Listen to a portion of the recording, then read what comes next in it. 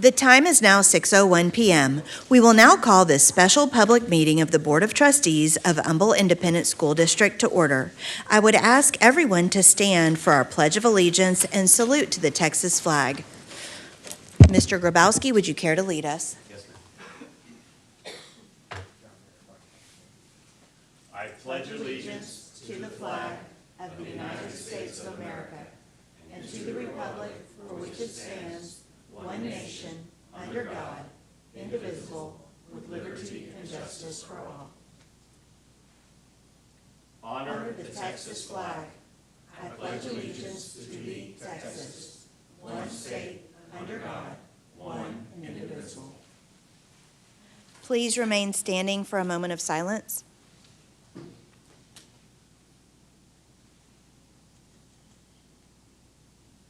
Please be seated.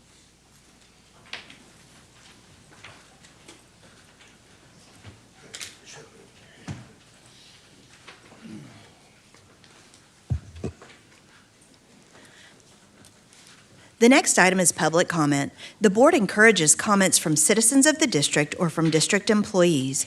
Anyone wishing to speak, either as an individual or as a representative of a group, may do so following the procedures outlined on the agenda. The board asks that the comments pertain to public education issues and be no longer than 3 minutes. Remember, the board may not discuss or act upon any issues that are not posted on our agendas or on our agenda for today's meeting. If an issue mentioned is listed on tonight's agenda, the board will defer discussion until the appropriate time during the meeting. In addition, the board has adopted complaint policies that are designed to secure, at the lowest administrative level, a prompt and equitable resolution of complaints and concerns. Complaints brought by students or their parents, by employees, and by citizens may be heard in accordance with board policies. Each of these processes provides that if a resolution cannot be achieved administratively, the person may appeal the administrative decision to the board. As a publicly posted agenda item. To the board as a properly posted agenda item. Copies of our district policies on public participation in meetings and filing complaints are available on the Humble ISD website. The first person signed up for comment tonight is Mr. Scott Ford. And if I could please have Jacob Newsom and Dr. Yvonne Martinez come to the front table.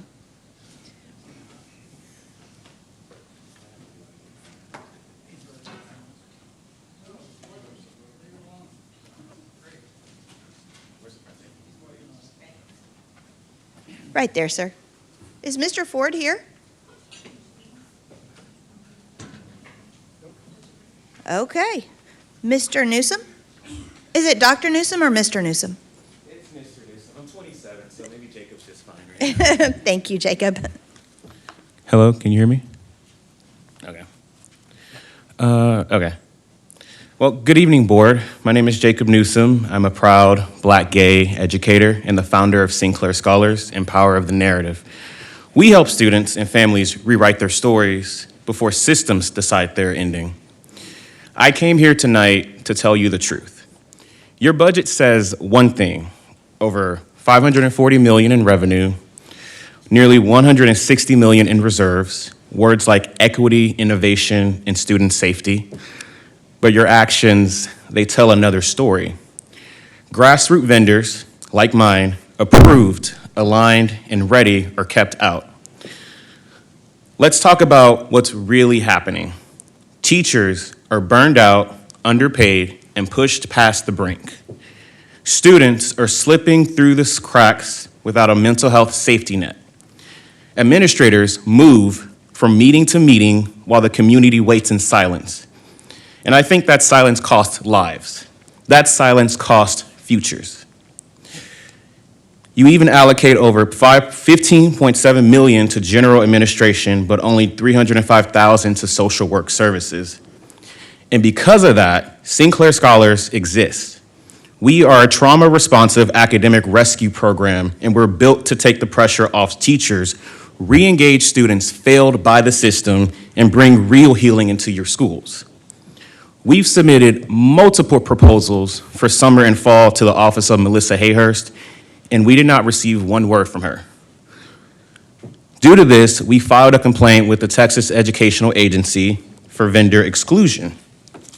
When we notified legal counsel Jeremy Brinkley, we were told because of this, the district is not interested in our services anymore. We believe that is retaliatory, and we also believe that we are not the only ones.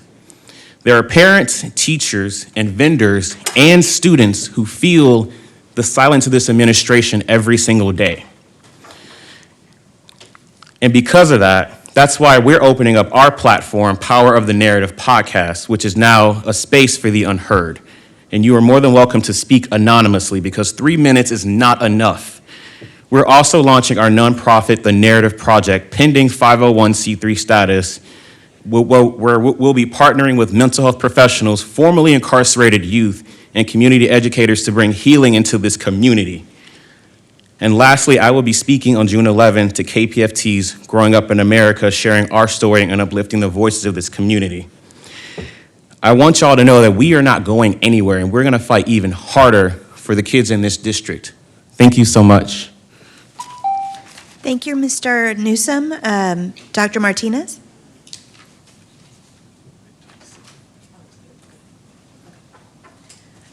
Good evening. First and foremost, I do want to thank Mr. Newsom for the statements he just made, and especially in regards to growing up in America. And one of the things that I would like for Mr. Newsom to hear, and anybody else that's listening or in this room or will listen later, if you're less than 45 years of age, you actually need to go ahead and start getting engaged in the politics on the local level, because that's where the changes are made. So we can all come and stand before this board right here, and we can make those 2 to 3 minute comments.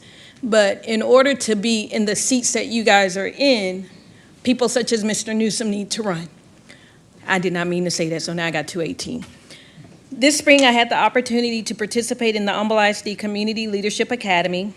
Mrs. Jerry Monbaron and others provided us with information regarding teaching and learning in Humble ISD, transportation services, Humble High School Turning the Tide, and the presentation of its IB program by its freshmen to senior students, as well as learning a lot more about the educational support services. Overall, the program provides insight to what occurs in the background, and so for me and others who participated in the academy, it was and remains a positive experience. Again, I would like to thank the board and Dr. Brown for actually having the marquees to at least let the community know about early voting and voting on election day. I think it made a difference for our community, and I think that that is something that the district should consider doing each and every election, because you have to keep your community engaged. And you shouldn't have a person here to always ask you to do that. It should be written down. Yet I would be remiss if I did not acknowledge how some people use this space as their personal platform to harm the district more so than help. Ms. Brene Brown, a young mother in her mid-30s with an educational background who has a student in the district and was probably one of the few candidates who truly ran on a nonpartisan platform, was falsely accused of entering the race in order to split a ticket. As a 55-year-old, I know the different games that people play. A lot of our younger people do not. To me, she was sincere in her race, and 4,000 people believed in her. What I guess I want to say, and I'm going to leave this rest for right now, is that whatever happens in 2025, everyone's going to learn a lesson from this past election, and they're going to move that forward. And the best way for us to continue to make sure that our students, our teachers, our administrators, our parents, and those who pay taxes in this area are heard is for us to engage the community more. And one of the ways of doing that is ensuring that everyone has an opportunity to run to sit in your seat. So I thank you guys for what you have done. I greatly appreciate it, but I'm also one who's going to look at what's going on in the background to help our communities. Thank you. Thank you, Dr. Martinez. Moving on to item 2, our consent agenda. Item 2A, approval of goods, professional services, and non-construction services exceeding $50,000 in the aggregate or $25,000 individually. Consent.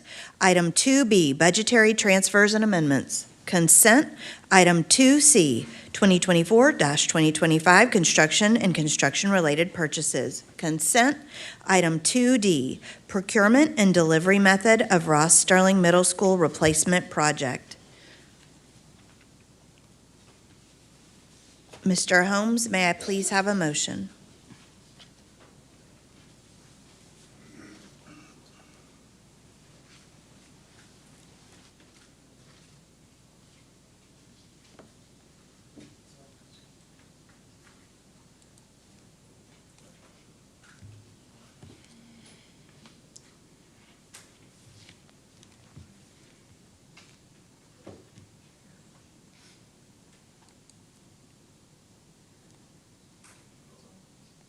Could I make a motion to approve consent agenda items 2A through 2D?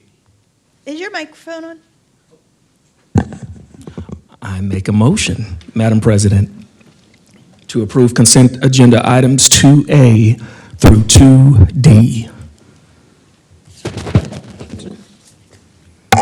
Seconded by Mr. Grabowski. Yes, ma'am. All right. Any discussion? All those in favor? Motion carries 6-0.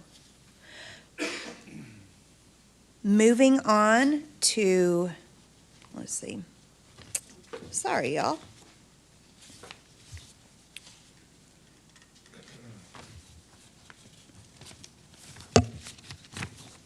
Moving on to our information items for tonight. Item 3A, Budget Workshop. Mr. Billy Beatty and Mr. Rick Gardner will present budget information for the 2025-2026 school year. Mr. Beatty?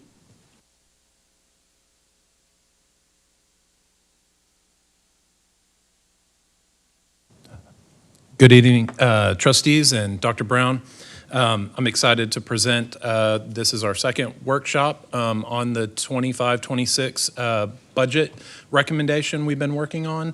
And I do want to start by thanking you all for your willingness to push this meeting back a little bit, because a lot has happened since we originally had this meeting scheduled. So I appreciate that extra time to be able to put all what's happened at the legislature into this presentation. So thank you for that. And just an overall format for tonight, I'm going to go over the budget overview and what's in the budget, and I'll go into compensation at a high level, but then Mr. Gardner is going to come up and go through the detail of those compensation items. So just as a reminder, overall, our budget process, we have a zero-based budget process, so there's no default adds to the budget. Everything that we bring to you is thoroughly reviewed before we bring that forward as a budget recommendation to you all.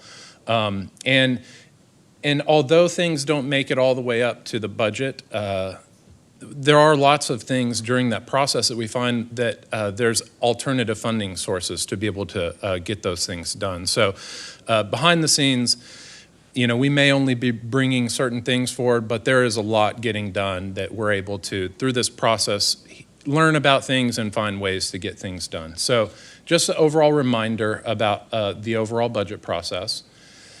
And this is the legislative session has just wrapped up regular session, so that helps us out a lot for tonight. We've been kind of working at looking at kind of a moving target here to try and see what we can put into the budget, and now we have some clarity. We don't have signatures so much just yet, but we do have items on the governor's desk. So just to kind of give a reminder about what the timeline looks like for this budget year, we're having our second workshop tonight, and then coming back in a couple weeks on June 17th to adopt budget adoption. So what are some of those major bills that we've been tracking? There are so many bills, and there is a lot that is on the governor's desk, ready to be signed, fully approved and signed by both chambers.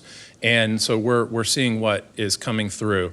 And I I will say it's going to take a lot of work to execute what's coming through and the new bills and legislation, and we're working on a plan for that. This is just a small portion. These are the primary ones related to finance that I'll be highlighting tonight. So, but there is still a lot to be signed, and we'll be tracking all those other bills as well. But House Bill 2 is really what has determined our budget this year. So that's what we'll focus on a lot today. So overall, what is House Bill 2? This is a major school finance bill, and it changes a lot of the funding formulas inside school finance. And so there's a lot to this bill, and this isn't totally comprehensive, but it is the primary sources of new revenue that we're looking at, and House Bill 2 delivers that. So we're really happy that the state came through, provided some additional funding. Just as a reminder from the presentation, the last workshop where I mentioned that over the last two previous legislative sessions, we've only seen $2.3 million in formula changes over that time. So, and a lot has happened, inflation. It's been difficult without formula changes. So we're very appreciative of the state to provide this. So overall, you kind of get a feel. There is a basic allotment increase, $55. That was created by taking from the golden penny yield. So there's a little bit of offset there. But there is a basic cost allotment now, which is $5.1 million new money.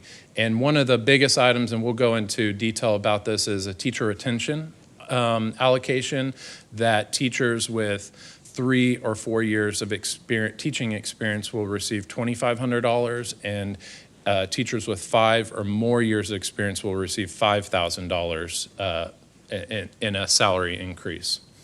And that's a big ticket item that provides almost $14 million. And so I won't highlight every single one of them, but SPED, there's been new funding dedicated to special education, and CTE saw an upgrade.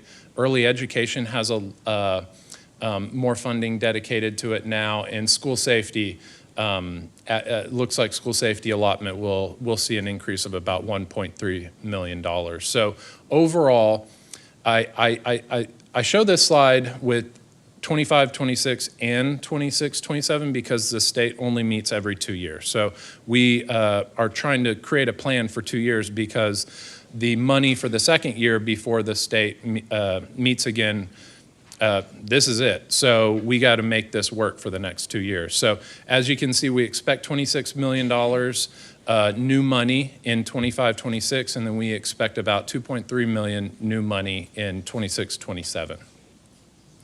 Yes. Thank you. Could you just highlight, yeah, it's great what the state did for the teacher retention, why they don't include counselors, librarians, and nurses in that is beyond me, but that's up to them. But explain what that means, though, because there's a 0 in the second year. So I just want people to understand that, okay, that may look great, and it probably equates to somewhere between a little over 7% for those steps. But what happens in the second year? I just like people to understand what we're going to be facing in the second year of this biennium. That's a great point, and I have a whole slide dedicated to that. So I appreciate that question, and I do plan on covering that in detail. You're exactly right that there is not another increase there for 26, 27 for teachers or anyone else. So we're going to have to generate that ourselves and do it within $2.3 million. So I'll cover that in a slide, I think one more slide. We're very appreciative of the new money, but I do want to kind of highlight, this is reflective of the new money and this is just a couple examples of some allocations where the state was very helpful with the new funding, but we're hoping they still have plans to keep working on this next legislative session 2 years from now, because you can kind of see where some of the difficulty is for us. Transportation, this is nothing, what we're doing is nothing outside of what this is the minimum requirements from TEA, so busing kids 2 miles from school and over, nothing outside or in addition to what the bare minimum requirement is. And safety, this is in large part fulfilling prior legislative session, House Bill 3, a school safety bill to have police officers at every campus. You can kind of see where we're falling short in some of these allocations still. So hopefully the state will continue to work on this in future legislative sessions. But I just kind of want to give that perspective on we're still, not all of our dreams have come true, but it's definitely better. So here's, Mr. Scarfy, here's that slide that I think will answer your question. This is a look at how we're planning on budgeting for the next 2 years. And I have the $26 million that we expect in the new money from House Bill 2 for 25-26. And then I had highlighted in prior meetings that we have been working really, really hard to find savings within what we have already and leverage allotments and make sure we're maximizing the revenue that we can receive. I believe that there could be about $22 million of revenue that we could potentially budget in the second year. So that's why you see that in the revenue column there. And so as you look at the overall expenses that we're recommending in this 25-26 budget, I'm going to go through each one of these items throughout the presentation, but you can see where that classroom teacher raise of the $2,500, $5,000, it's going to cost about $14.1 million. And that's a little bit more than the allocation, because the allocation gives you the $2,500 or $5,000 for the just the salary alone, not the other like payroll-related costs associated with higher salaries. So that's why it's a little bit higher than the 13.8 I showed on the other slide. And that it's just a reminder again that the 7% is a very substantial increase. We haven't done a 7% raise for teachers in a long time. So this is very impactful. Yes. This may be a question for Mr. Gardner, and if you want to defer till then, how are we defining classroom teacher, since it's up on the slide? That is a perfect question for Mr. Gardner, and I know that he does have a slide that goes through that detail. But overall, it ends up being about a 7% raise for teachers next year, and then everyone else. We're recommending a 3% raise. Everyone that's not a classroom teacher, recommending a 3% raise. And we review all of the job classes every year, and we're recommending some additional equity adjustment to some job types because we recognize that they've fallen significantly below their peers, or we're seeing other outside pressures affect us in the market for those positions. So we want to make sure that we remain competitive and can keep those positions and staff. I've talked a little bit about in the past our health plan, and I'm going to go into detail with it, but we are recommending $1 million employer increase to premiums and a small employee increase. So I'll go through the details of that in another slide. But we have seen a growth in special education, and we're recommending about $2 million worth of positions to be able to provide those services for those students next year. And then overall, things have come through the budget requests, and there's about $1.2 million worth of those budget requests, and I have those listed in the presentation as well. And then Ultimately, we are opening our last middle school, and it's going to cost almost $4 million to open that school. And I'll go into the detail when I get to that slide, but I'll talk about the staffing and why that number is what it is. So after this 25-26 budget cycle, we believe that we'll still have about $20 million worth of capacity. And that sets us up in a position that you kind of look at the revenue going into that 26-27 year. We're not growing any longer, so we plan to continue to fall out of fast growth and lose that revenue that we have to account for. Adding in that new 26-27 House Bill 2 revenue, we have just about $19 million to work with for next year. And we're trying to plan for, in advance, a 3% raise for all staff next year as well. So we were really disappointed this past year where we only recommended a 1% raise. So being able to have that on the table for potentially 2 years raises already right now is, we're very proud of being able to be in a position to be working on that right now. Still addressing our medical plan with another employer increase the 26-27 year, addressing our special education needs, and then whatever operational budget requests that come through. And that puts us pretty much max, that is all the revenue that we can foresee at this point in time. So I mentioned that hoping that the legislature keeps at it. We would be looking for the legislature to continue to improve those funding formulas for the 27-28 year. That is everything on the table right there for a 2-year plan right here, and hoping that everything goes according to plan as well. But I will say, a 10% raise for teachers potentially over 2 years is unprecedented and very significant. Yes, Mr. Beatty? Yes. I have a question about that, actually. And this is a person who loves teachers, former teacher herself. Mother is a teacher, 57 years, but I do have a challenge here. 10%, which I think is amazing for teachers, but I also am thinking about the non-teacher raise, because I'm sure you haven't said it yet, but I'm sure that's going to include librarians and a lot of other people, school nurses and that type of thing.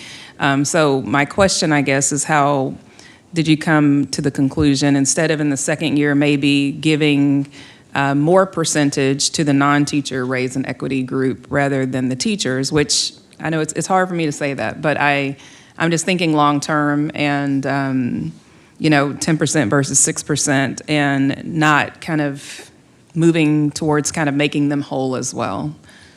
So the rationale, I guess. It's a great point, and we have thought about, considered it. This is just the real early stage preliminary option, and I would say we kind of look at the market and see what happens and where we stand to make sure we're on target with what percentage we need to do classroom versus everybody else at that time. If we see that everyone else has fallen, significantly, and teachers are in a really good spot and retention is up, then maybe we shift the percentages one way or the other. But this was just initially to make sure we had a plan for the second year.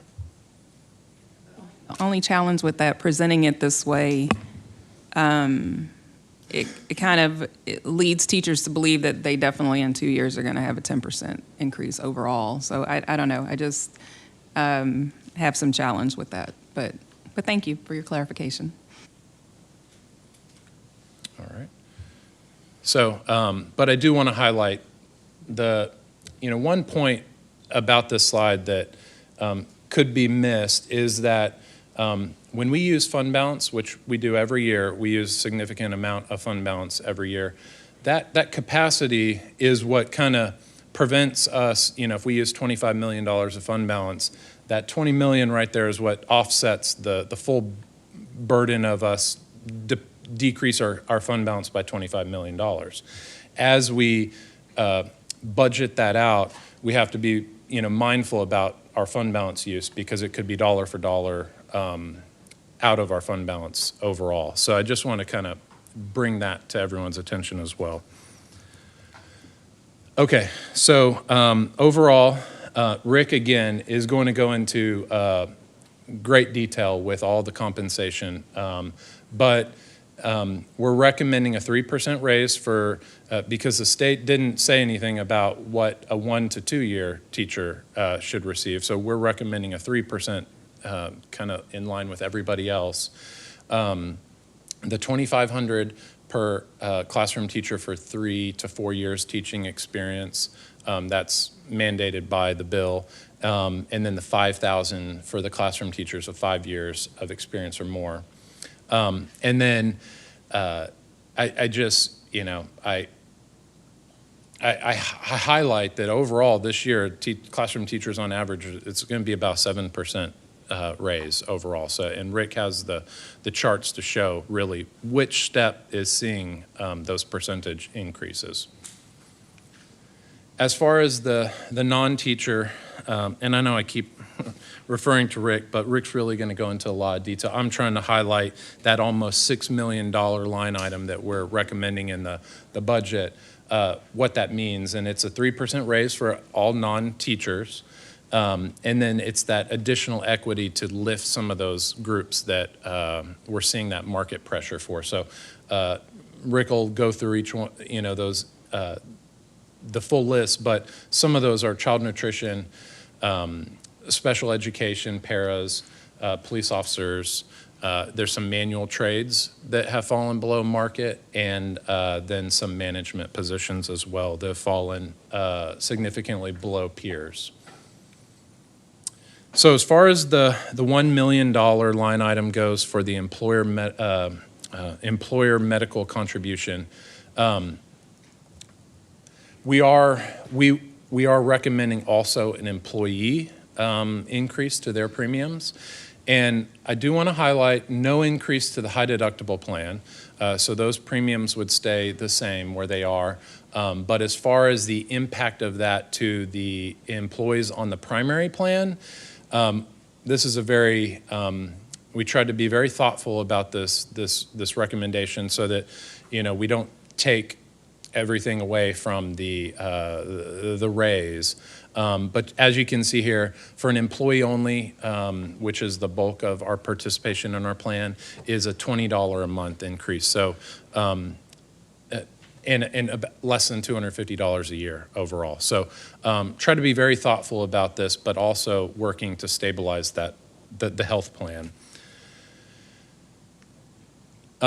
And just a reminder, I know I say this all the time, but our health plan is really the best deal in town. And when I put this slide together to try and demonstrate that, it was hard to even put the comparisons because our plan is not compared to these. Our plan is so rich that this is really just showing you the before you have to use your health insurance savings, but the savings after you use the health insurance. Our plan is just so much more rich than anything out there. So, but I do want, and I also highlight that this was before, this is a little bit of, comparing apples to oranges in a way because I don't know what everyone's rates are gonna be next year. I do know what TRS it just announced today, and TRS for our region announced 8 to 13%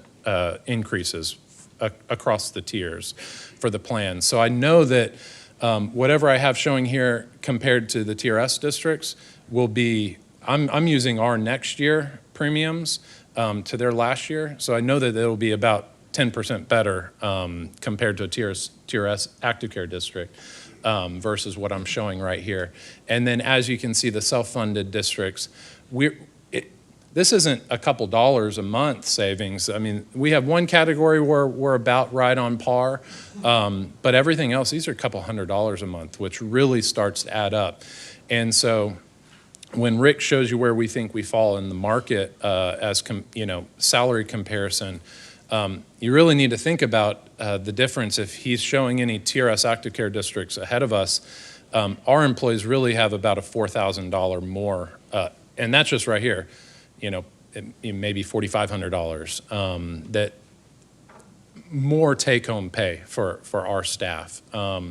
So it is very, very significant, and it adds up. And again, this is before you actually go to the doctor. There's lots of ways for you not even to have to pay when you go to the doctor on our health plan and receive excellent care. So overall, our employees, if they're saving $4,000 in premiums versus an active care district, and about $2,700 versus a non-active care district by working here. Yes. Mr. Biddy, I think you could say it again, because I'm not really sure everybody quite gets the plan in terms of how rich it is. You've used that adjective, and it truly is. And people are not getting nickel and dimed as they do on so many plans. There are so many things built into this plan that does make, it's not just those dollars, and they are going to be higher. It's beyond that, as you said. And I think it should be restated that you really need to understand the value of this plan and what you guys have built over time. And you were the major architect to it as well, so kudos on that. But people should understand what a great plan this is for our employees, and especially compared to TRS. And not only are they raising premiums, but as they've been doing, there's going to be cut in service. So, because that's how they're trying to stay above water. And they're only saving grace at the end of the day. The state has to backstop them. But, and would you, if you remember off the top of your head, how much we did go into fund balance to pay in this year and last year? Just so people understand, like, you talk about the employer share. Well, that's part of the employer share, if you will, because we're taking money out of savings to backstop the plan because the premiums really aren't where they might need to be. So I actually have that slide. That's the very next slide to highlight that. I'm sorry, I've been one ahead of you. To feed off of what Mr. Scarfo just said, and you had alluded to that there's good ways to save money. Could you tell me if this scenario is, because I'm pretty sure we did this in finance some months ago, that if the employee or the spouse or the child goes to next level, it's free. If they follow patient's choice recommendation out of that, say they need imaging, also free for all three people, correct? And should they, from that imaging, be determined they need an operation, say in an overnight hospital stay or even a couple days, 3 days, that is also free as a part of the patient's choice referral. One update to that. So all of that's correct. Anyone on the plan, if they went to next level on the primary plan, would be totally free. If you're on the high deductible, you pay $25 when you go to next level. If when you go to on that visit to next level on the primary plan, it's recommended that you get the imaging. Patient's choice would take about a day to get you scheduled to receive that imaging. That would be no cost to you, no cost at all. So still $0 for the visit, $0 for the imaging. And if that imaging came back and said there was a recommendation for an outpatient surgery, so not overnight stay and observation associated with that surgery, it would be totally free. And that would be the same for the employee or the spouse or dependent that's covered on that plan. That would be the case for, so your whole family could go to the doctor, same situation, and you wouldn't be giving any, you wouldn't have any. And this is the plan that Mrs. Scarfo was saying you architected and you want people to use because it's the most economically advantaged to our district, correct? The prices we have negotiated through those scenarios are still better than what we would receive out just open, market there. So it doesn't sound like it would work, but it does. It does. The math says it works. Thank you. And we're getting a lot more participation. Patient's choice was the first year we implemented this year. So I'm seeing folks start to take advantage of that. Hey, question, and I don't know if this is for a question for HR or finance, but what is the feedback? I would assume, is there a feedback loop we have for what the employees think about the plan Because I think it sounds great to me, but again, I'm not in it. Mr. Grabowski, I would assume, I mean, your wife's... My personal feedback is it's fantastic. Good. I've never had it's exactly as Mr. Beatty says. If we go to, now we haven't done the referral, we haven't needed patient's choice, to be fair, but every time we go to next level, they'll call you when it's your turn to come in. So you drive over, and it's at no cost. And generic drugs Generic drugs are free. are Yeah. free also. And depending, there's so many layers to this, but we also had added an international pharmacy this past year. So on some of the prescriptions that they're called specialty drugs, and those are the ones you see commercials for on TV. Those are very, very, very, very expensive. And so we set up a model that if you were okay with receiving that drug through mail through the international pharmacy in a couple days, then that would be at no cost to you. Whereas you may be putting yourself into reaching deductibles if you would just go down to CVS and grab that after the visit. So, and I'll say feedback. I hear lots of positive feedback. There's so many layers of the plan, and I think we try to get the information out, but it's just a lot to get out. But I get a lot of positive feedback. A couple years ago, we saw the GLP-1s coming out. Those are the Ozempics and Mounjaros and things like that come out, and folks wanted to take advantage of those for weight loss. Well, they're brand new, and they're very, very expensive as well. So we kind of created another model of we basically provided a dietitian and a health coach to work on diet and food management and things like that. And I've heard a lot of positive feedback for that plan, which people are taking advantage of. And then they don't have to have the requirement for the prescriptions, and they I think, enjoy having that coach help them with their diet. So seeing a lot of positive results with that program as well. And that's totally free. And they send you a scale, and the program's called Verta. And they send you a scale and all the equipment, and you have an app where you're talking to your health coach to work on your diet and achieve your goals. Yeah, and one of the gauges of how well it's received is the growth in the plan and That's participants. I mean, that's, I think, a really good gauge that people have liked it, as opposed to they've migrated away from it. In fact, it's just been the opposite. They've migrated to it, and you've had a lot of growth over the years. So I think that's good feedback. That I totally. It's a good point, because this is that slide I was just talking about, and you can see when we started the plan in 2021, I'm showing you total costs and total premiums, and then ultimately what if we had a surplus or deficit. We haven't had a surplus yet, but this is every red bar you see is what the district, the fund balance, is contributing in addition to the premiums to make the plan work. So you can see our total costs have been rising, and in large part because of the participation. We could have never imagined the levels of participation. We floated around 35% when we were on active care, and now we go above 80% of employees. So it's really.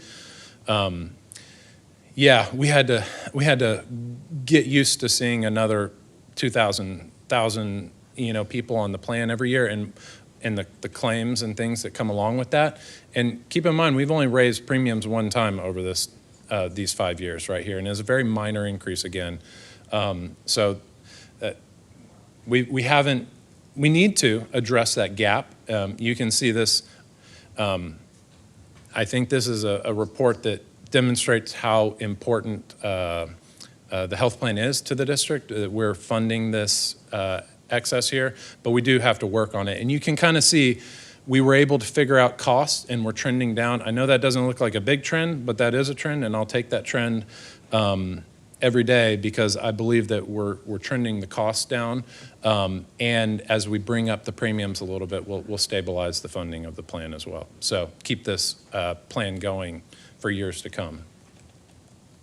Okay, so the $2 million special education line item, here's what that that entails that couple health services positions, assessment positions, 14 special education teachers, addressing dyslexia, providing some more support there, and then some assessment software that we're recommending with that $2 million line item. As far as that, I believe it was $1.2 million, the operational budget request that came through, this is every single one of them listed right here. So as you can see, we're devoting some more resources to cybersecurity and network security through that True North. And I won't talk about every single one of them, but some of the big ticket items, continuing our student teacher program, funding that so we can keep that program going, and then some safety and security. We have a lot of inspections regarding safety that we need to make sure that we meet so we can maintain our permitting and things like that. So we need, there's more need for that, and we're allocating budget so that we can maintain and meet those inspection requirements. And then one other big ticket item to highlight is as we build the playgrounds, that rubber surface that we have, it comes with a warranty, but the catch is we have to do a little bit of a maintenance program to that and prove that we're doing it so that the warranty holds up. So we're allocating about $100,000 so we can create a schedule so we can perform that maintenance. And then for Lake Houston Middle School, it was almost $4 million to add Lake Houston Middle School. And it's about 82 staff members. We have the load set, that's your principals, nurse, librarian, the counselors, that kind of load set that you always have with the campus. It looks like we're gonna need about 39 general education teachers, 7 general ed paras, 9 special ed teachers, and you can kind of see where those positions are going. And I don't have them listed, but this includes police officer for the campus and custodians as well. Something that I think is an additional benefit by opening this middle school is that normally we have about a 35% transfer from other campuses.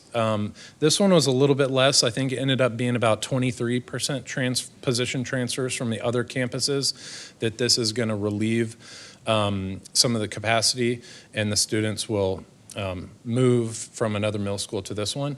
But we didn't have that transfer on the special education side, so this is going to be a additional support to special education. So the programs that are at Westlake Middle School, or that those programs keep going as is, and then we're adding them here at Lake Houston Middle School. So we're going to see some benefit from special education program overall as well with this. Some of the requests that come through the process are not necessarily recurring. We just talked about all the recurring budget requests and those items. And sometimes there's things that are more one-time in nature. So since we do have a healthy fund balance, we recommend for approval some of the one-time budget items. And as you can see, we have some of the big ticket items. The district-wide item for continuing the House Bill 3 500 stipend, that is a stipend that many years ago with the original House Bill 3 from 2019, we didn't know how to fulfill the requirements of the bill, and so we created a stipend for the non-teacher group, and so we've kept it going ever since. The teacher side, we rolled all of that into their base pay. So this is, it is a significant stipend for those who receive it, and we're recommending keeping it going next year. And then uniform replacements that are more one-time, making sure that we're meeting some of the supplies and equipment needs of our police department, purchasing a couple new vehicles, and then capital outlay that would assistant superintendents could utilize to help out campuses when they have some, maybe like a renovation need at a campus or some big ticket furniture items that they don't necessarily have the money in their budget, but it's still a valid need that we need to address at the campus. They would have that some funding to be able to address those needs. And then the technology warehouse, that is providing funding. We don't anticipate having to keep this warehouse forever, but this is what we had secured at the start of the 2022 bond program, because we have a $45 million device replacement initiative, and it's a lot of devices, and we don't have the room in the district, so we lease a warehouse space that helps us facilitate that device replacement. So we're recommending another 2 years of that lease. Yes. Could we address, and I don't know if it's further on down the line, so we have our police officers, right, being gouged by other districts and law enforcement agencies, right? So I know that part of it is, again, money, right, when it comes right down to it. So how are we addressing it? And again, if that's later on down the line, that's fine. I just know it is. I know Rick Then I can has wait. that slide specifically okay. because we worked on that one, so I Okay, I know we're seeing all that law enforcement investment, so, okay. All right. And just to take a look at how if you all did approve these one-time items, I project our assigned fund balance, and I want to remind everyone, this is the amount over the 25% fund balance that we are required by policy to keep on hand. This is the amount above that 25%. I think it's going to be about $55 million by year end. And so it'd still keep us in a healthy spot, $50 million of remaining assigned fund balance, even with those items. And this is a look at the by function budget. When you actually approve the budget, we provide you the budget by function. The functions are the major spending categories, so you can kind of see the instruction is where all the money is. And so this is just a look at that balanced recurring general fund budget right here by function. And then child nutrition, you all as a board adopt the general fund budget and then child nutrition and debt service. So a look at child nutrition. We have been in a situation where we have too much money in child nutrition, and that has been the story the past couple years. We built up too much of a fund balance during COVID, and we're working to get that money spent so we don't lose it. If you remember last year, we recommended a $15 million deficit to start working towards and spend that money so we don't risk losing that money. And we've made a lot of progress. We purchased a lot of equipment.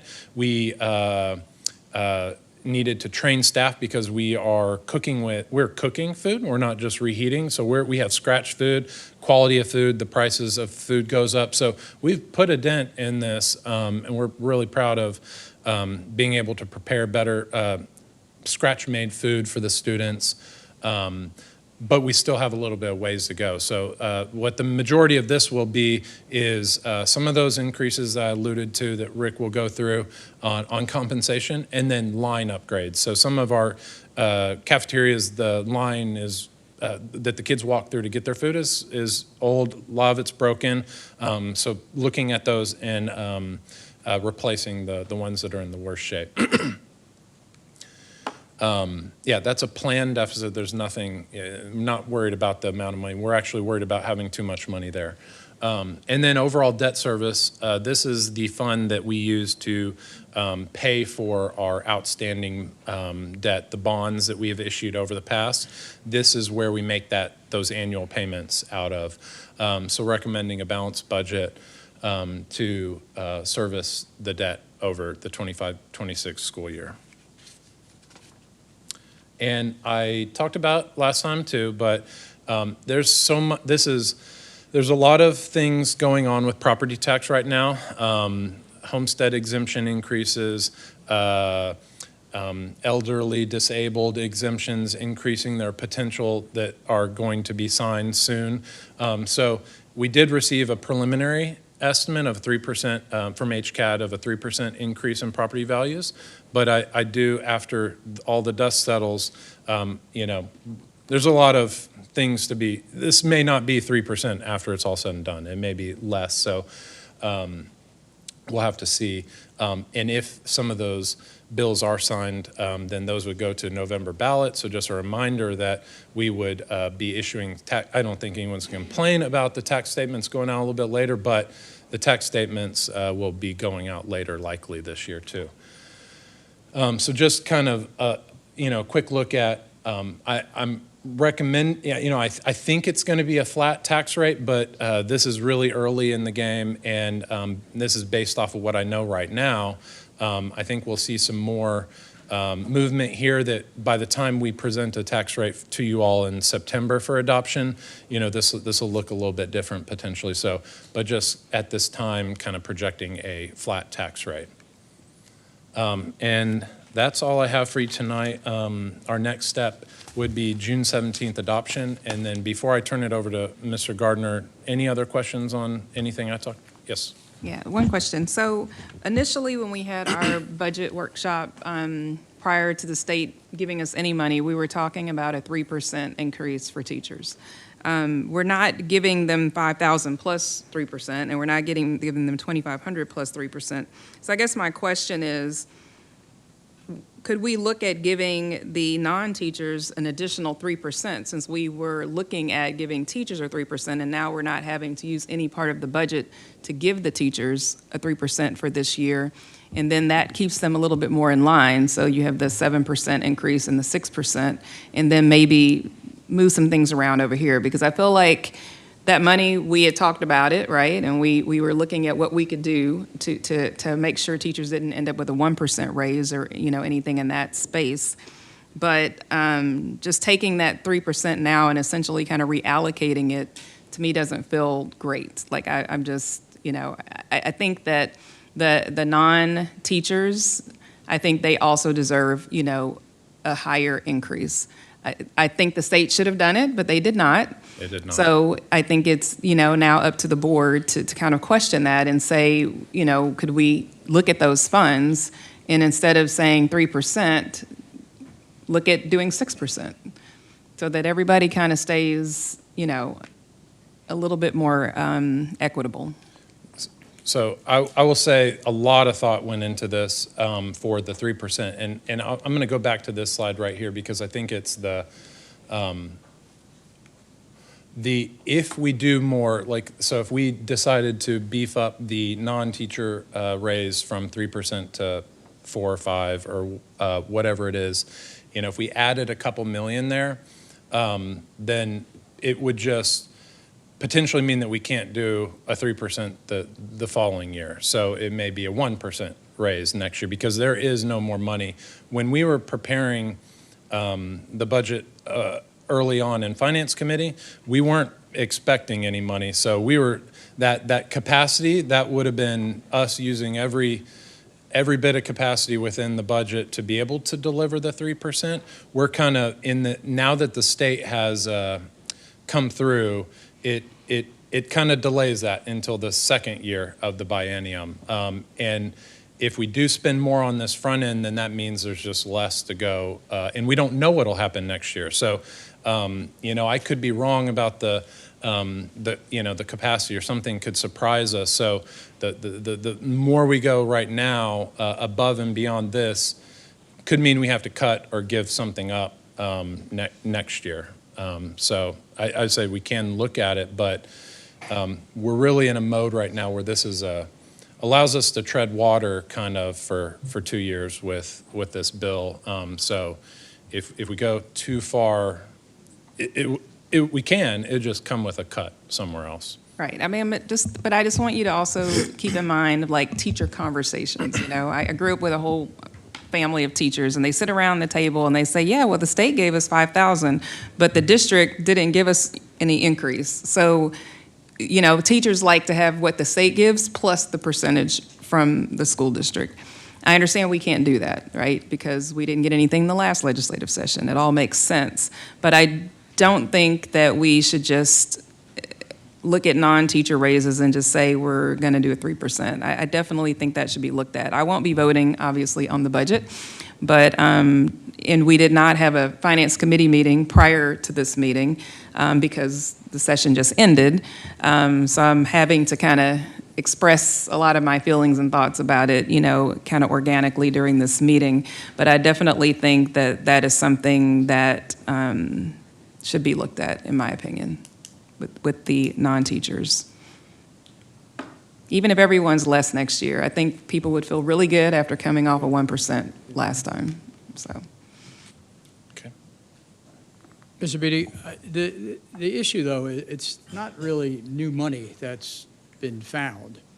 And part of that target was they purposely said, and they increased the amount from, what, 30% to 40% that you have to spend on teachers? Because what they were trying to address is this whole issue of teacher retention, teacher attraction, right?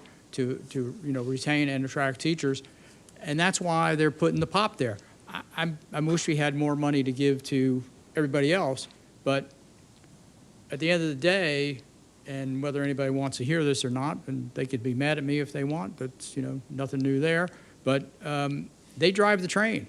And our mission is to educate children and to improve student performance, and they're the quarterbacks of the team. And to use that sports metaphor, who gets paid the most? In terms of when we're doing this, I'm not comparing teacher pay to senior administrators or things like that. But no matter what, I mean, that's what the legislature's focus was they said, hey, we need to get money into teachers' pockets. Teachers. I mean, I think that should have had a bit of wider umbrella of nurses and counselors and librarians. I think they also are teaching on those campuses, but be that as it may. So I think that's what we need to do, the way you laid it out. It's just my personal opinion. I'll say that, so the state didn't give any money for raises for the second year, or any money for, its special education intensity is really the only new money that we'll see. We'll actually see a decrease in a couple of allocations next year, so we have to be prepared for, I think I know what that is, but anything can change. So what this is presenting is, puts us in a good position to be able to have those conversations for next year instead of not. And I'll also say, as far as the other, and Mr. Gardner can go into this in detail, we're always, how I mentioned, we're reviewing all the job classes to see how we fall among our peers in the market. And so there are situations, and Rick will go through those, about where we have fallen below our peers and we risk losing that group of employees. So we lift that up more where it needs to, but we're always trying to, Rick has a little, we're aiming for a target here, and we're trying to be competitive as possible. So the 3% for everybody else helps us make sure that we stay competitive with everybody else that we know of right now, and allows us to still have some ability to address something in the next year as well. So it's really a long-term, a 2-year plan here that we're trying to make sure that we still have something we can do next year too, because it will be difficult. And I mentioned that fund balance. If we eliminate too much of that capacity right now, while we know we are spending the fund balance, we can't ever get that fund balance back. And trying to, as we add expenditures, that unassigned 25% grows, so portion of that assigned fund balance has to go towards unassigned, and then trying to make sure that we have some of that assigned fund balance in future years as well, so that we can have some of these one-time equipment and things like that we can do.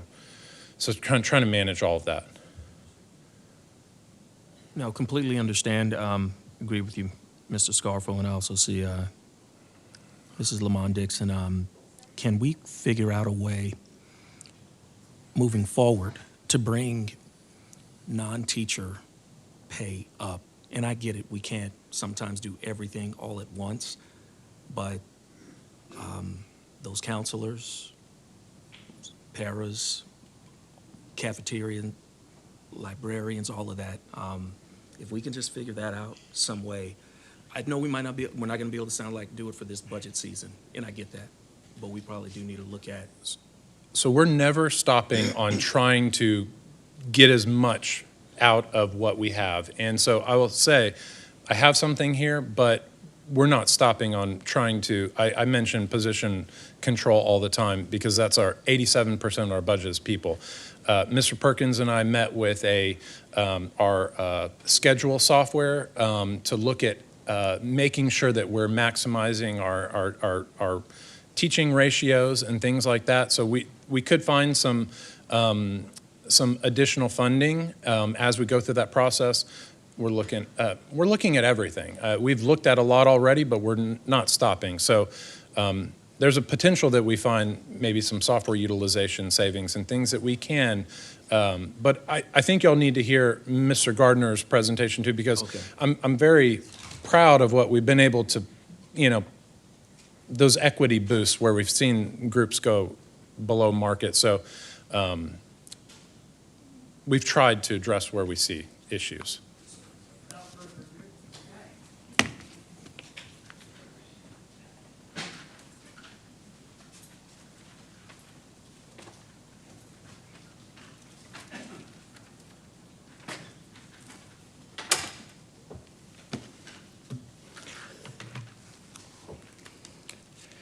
Thank you, Billy. Good evening, Board of Trustees. It's usually my favorite time of the year with regards to compensation and what we're going to do for 25-26. And us trying to remain competitive as possible out there in the marketplace. It is rough and tumbly out there. And right now, where we are at this point in time, we don't know what other districts are doing. We don't know what other employers are doing. So we are projecting as best as we can, as Billy mentioned to you all, with regards to what we're going to do for 25-26.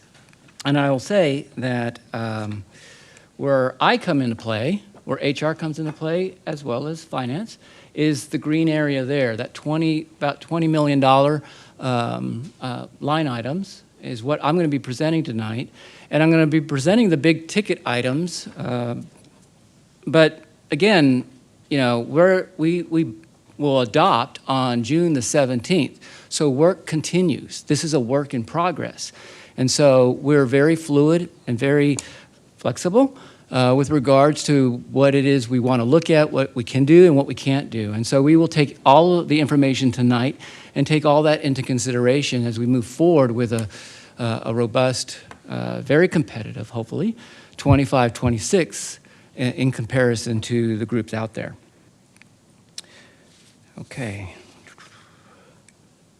So what I'm going to start with is the topics of the discussion for this evening are where we were, some historical perspective, where we're headed, and that is what 24-25 compensation plan looks like, what we have right now, and that market perspective.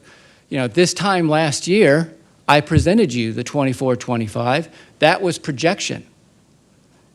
And what I want to show you under that category is what reality occurred with regards to 24-25, because we build off the current year into next year as well. And then where we're headed with our 25-26 compensation plan, that again is a work in progress. I'm going to show you Model 1, House Bill 2, and non-House Bill 2. You hear me with that kind of terminology. And as I mentioned, Billy's line item is the general funds, that's $20 million. But overall funds, when we count in child nutrition and we count in grants and things like that, it's about $22.7 million right now with regards to this compensation package. Now, before I get into the meat of this presentation, there's some terminology that I want to kind of lay out there, because you're going to hear me say these terms throughout the presentation. So you'll hear me talk about position to market. And up here is a target that we always try in compensation to look at as we're dealing with whether we're talking about jobs and trying to compare jobs to jobs or other types of situations, stipends to stipends. Again, we're going to try to compare apples to apples when it comes to the marketplace. We're always shooting for 100%, and there's going to be situations where we've overpaid, and that's not a bad thing. We've just overshot the market a little bit. But there are also situations where we will find ourselves once other districts and employers determine what they want to do, we'll find ourselves below 100%. Now, the goal in any employer is the fact that we look at this target where we are in the position in the market. We feel comfortable between 100% and 95%. That's not going to hurt us too bad.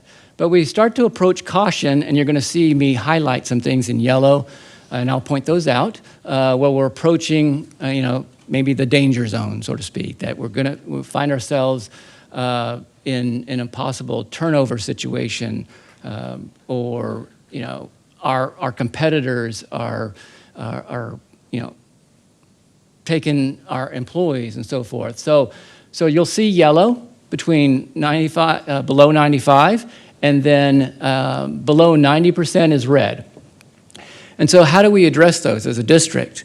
Well, what I always share with folks that want to talk compensation is that we have this much for general increases, as Billy's kind of showed you that, and we have this much to do the other compensation. That's with regards to trying to do equity adjustments and things of that nature. So when I say that area right there, we're using this much of the budget as much as possible to try to address some of these hot spots.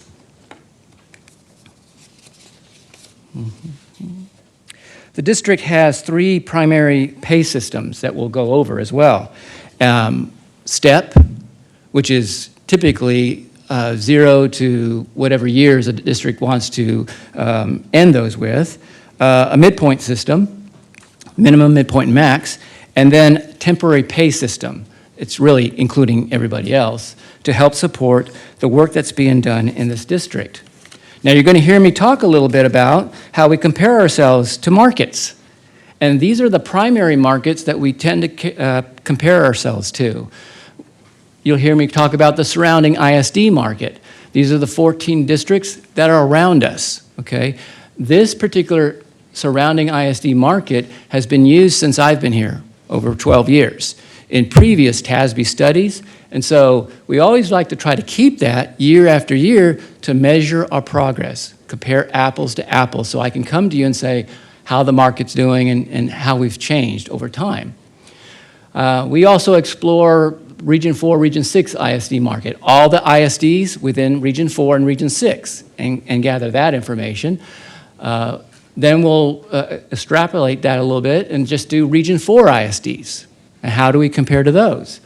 And then looking at ISDs that have student enrollments between 45 to 60,000, because that's about where we are. We might go a little bit below, lower than that, maybe in 30,000 students to 60,000 students, but that's about the area of what we'd like to try to compare ourselves with, primarily. And then other public-private sector markets. We'll look at those as well.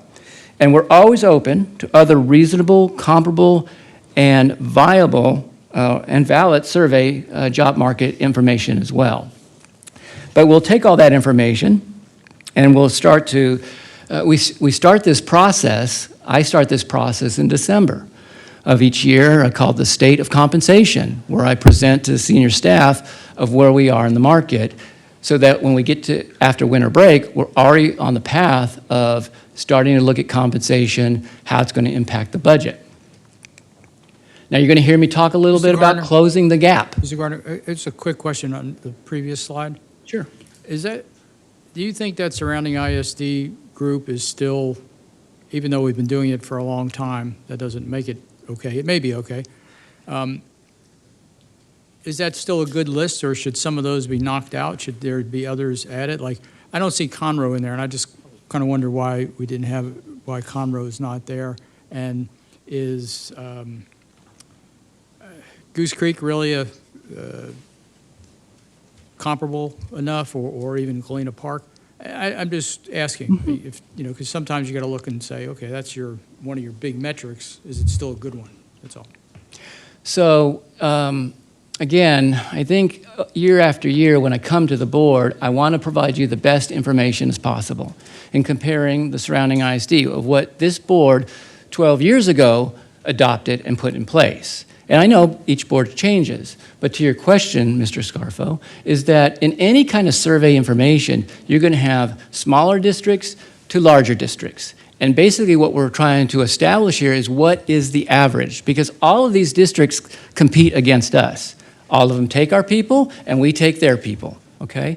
The other thing, too, is that when you mentioned about Conroe, that's why we go and look at the market for Region 4, Region 6 ISDs. Conroe's in Region 6, along with other ones that are maybe not as close to Humble ISD, but they're in the perimeter as well.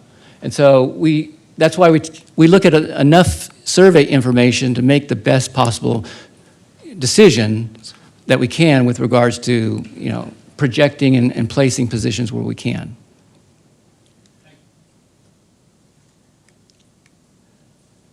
So you're going to hear me talk a little bit about closing the gap and market movement terminology.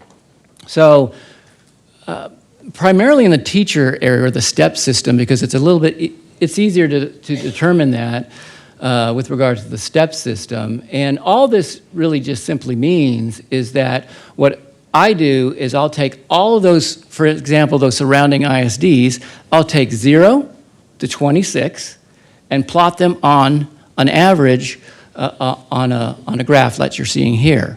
So in this particular graph, the black line is the market average of the surrounding ISD. And then I'll take our teacher pay scale from 0 to 6 and plot that, and that's the red line that you see there. So what we're trying to really determine here is how much additional money above what Billy projects that we need to close the gap to where the red line is on the black line. Now keep in mind, this is projection. We won't know officially until the school year begins and everybody has already voted. But in between the black and the red is trying to close the gap, okay? So in this case, in this example that I'm showing you is that this particular pay model would cost an additional $1.7 million to close that gap, extra. And so just keep that in mind as we work through this presentation. So where we were this time last year was 24-25. The step pay system that included teachers, librarians, and nurses, we adopted a pay scale that started with an entry of $64,350. However, this time last year, when I was giving you projection, we were going to do a 1% general increase on base salary. And for the majority of this presentation, all I'm talking about is base pay, okay? Because that's comparing apples to apples. This time last year, I projected for you that the market was going to move at 1%. So those surrounding ISDs, their pay scales were going to move at 1%, was the projection, because we thought that other districts didn't have any money as well. They were deficit spending, more so than not. That our entry pay of $64,350 would be second, we would be 3% above the market. And that all those steps would be at least 99% or greater in market position. And what else I have up there? And that to close the gap, to make all of those 100%, projection-wise, was an additional $820,000 that was needed. So where are we now? In reality, with regards to the 24-25, is that even though we have an entry of $64,350, we increased by 1% our entry pay, the market moved at 2.5%. So we lost a little ground, okay, on our entry. And you could see there that the projection was 3% above the market. Our entry turned out to be 1% above the market. So we weren't too bad. We weren't off too much. We projected to be, I can't remember what I said, second or third. Our entry actually moved us in fifth, okay? But you can see historically, with regards to how this board has tried to be as aggressive as possible in trying to compete with the market, in that there are years that we've done better, and there's years that we've fallen a little short. To the far right-hand side is that placement of entry pay of where we landed in reality. And I will just say that in 2012, 2013, upon my arrival, and this is not due to me, but upon my arrival, our entry pay was 11th with regards to the surrounding ISDs.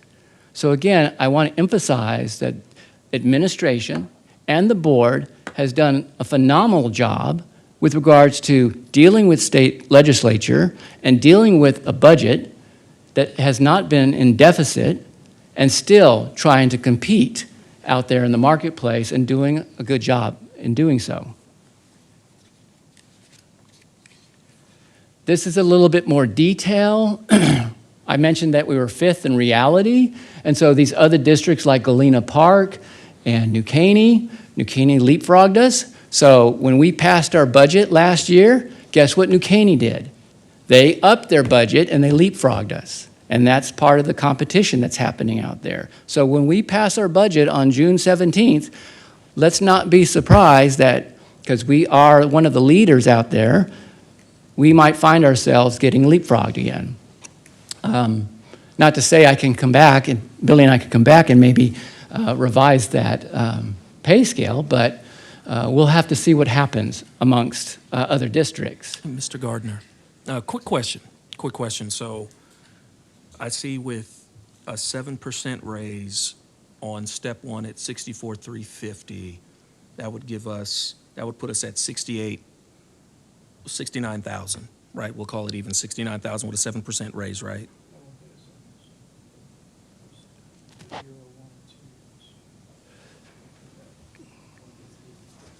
So it's 5 or more. So it should, well, I got you. 3 years and above, 7%, right?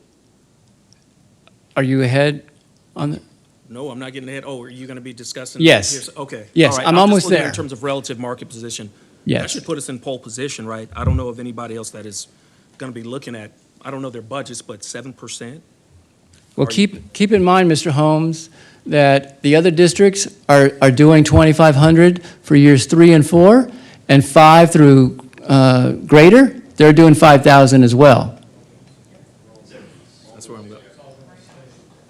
So I'm going to show you that here in just a moment. That's what I So wanted to make we sure. will probably remain flat, amongst our competition, but everybody's kind of in the same game right now. That's what I wanted. Mr. Gardner? Yes. Before you just mentioned leapfrogging. Do all the districts have to have theirs budgeted by the 30th of June like we do? No, we specifically have to have our budget in by June 30 because we're a July 1 fiscal year, where some districts are a September 1 fiscal year. So they have the advantage of a little bit. They do. That you're reading my mind. What I want to do is, why don't we delay the next meeting till June 30th or 29th? But I will say, to Rick's point, something that's not on this chart right here is that $4,000. Like Galena Park is number 1 right here, but our employees save $4,000 a year on medical insurance versus Galena Park. So it's something that's not there, but I just want to highlight that. And then the pole position, they've only given us 1 year of budget money to do this with. No one's going to have any new money next year, but those prior years is us working hard to put ourselves in a position where we're not in a hole. We don't have to fill any holes. So next year, we probably can gain a lot of ground. Thank you, Billy, for that PSA. Well, no, it's right, because he said it earlier in his presentation, that when you put that in there, it makes a difference, so it's a big difference. It does. And so all those applicants that are watching us right now, you can apply at Humble ISD. Just go to our website. And I had to put my PSA in, but. Okay, so this slide, again, shows the ranking of where we are in the surrounding ISDs. And that graph below, again, I'm not going to go into detail, but with regards to projection and reality. And to the far right-hand side, you can see each step lost a little ground. Okay? Anywhere from 0.03, I can't read it that well, but all the way to 1.5 or such.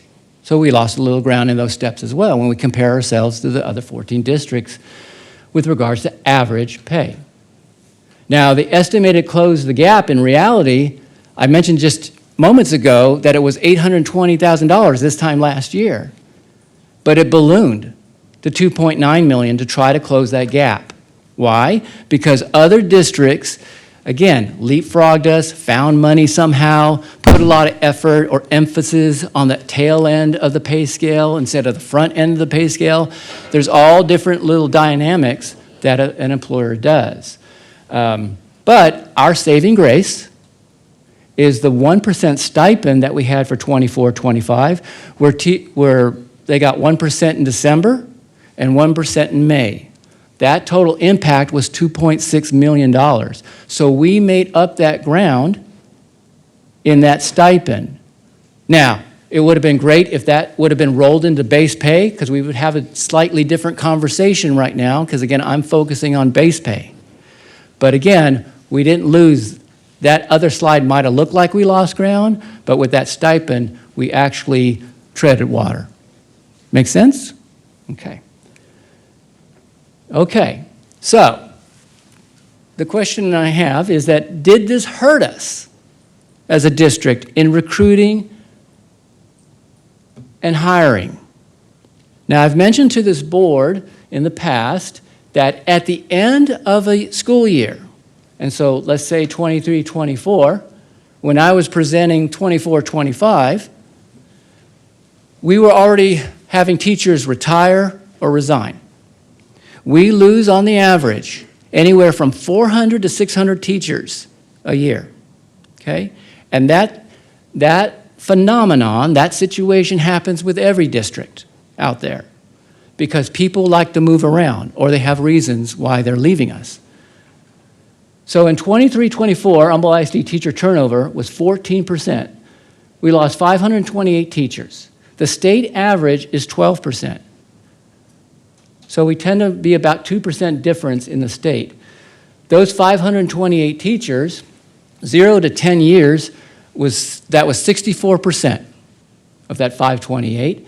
And then 36% was the tail end, the seasoned teachers is what I always like to say, between 11 and 20 years. And so what is the reason why folks left us, employees left us? Well, the number one reason for 23-24 was the reason leaving the profession, okay? And then family circumstances and moving, and you could just see the list that goes on and on there. Now, on the far left-hand side, you'll see a U or a C. U means uncontrollable. We have no control of why people leave us due to family circumstances or their spouse is moving, and so our employee has to move with their spouse, and there are some controllable factors as well. So leaving profession, for example, I categorize it as both. And so when you drill down a little bit further, when we talk about why are they leaving the profession, well, those that responded, 38% have a career change. They just want to get out of public education, they're opening up their own business, or they're going to industry. 26% fell short to getting certified. So the onus is on them, the employee, to do what they need to do to get certified. We've been hiring a lot of apprentice teachers and they would be the teacher of record, giving them a 1 or 2 year grace period to get certified, and they didn't do their part. So this was not their calling. And so they left us. And then 15% has to do with workload, whether there's too much work, whether there's not enough staff, or other reasons. It wasn't what I expected, how the workload, the type of work I was going to be doing. Those are primarily the primary reasons with regards to leaving the profession. And again, this is not unique to Humble ISD. Now, I showed you, by the time the end of the school year happens, we're about 86% in fill rate. But the start of 24-25, we've already passed the 24-25 compensation plan.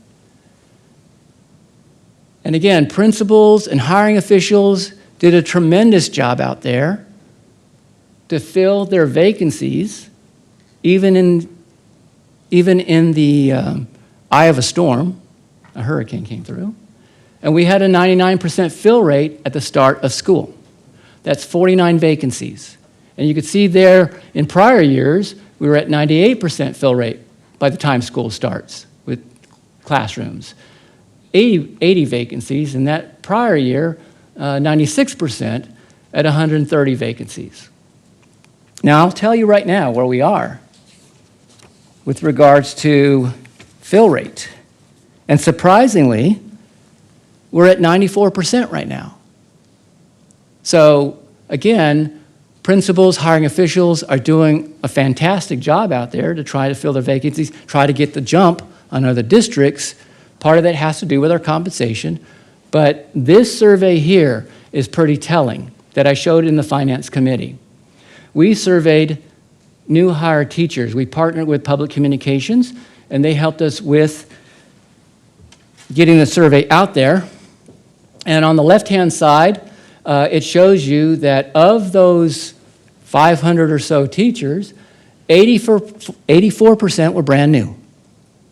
Never been in the teaching field. And 16% were rehires. What does that mean? Well, they used to work for us before. They went off and got some other experience somewhere else, or they went because for more money, or whatever the case might be, and they wanted to come back to us. The far right-hand side shows you the years of public education experience that they have. And it's almost a perfect bell curve. Of course, the 0-year category is going to be the highest because those folks want a job and we want to hire them.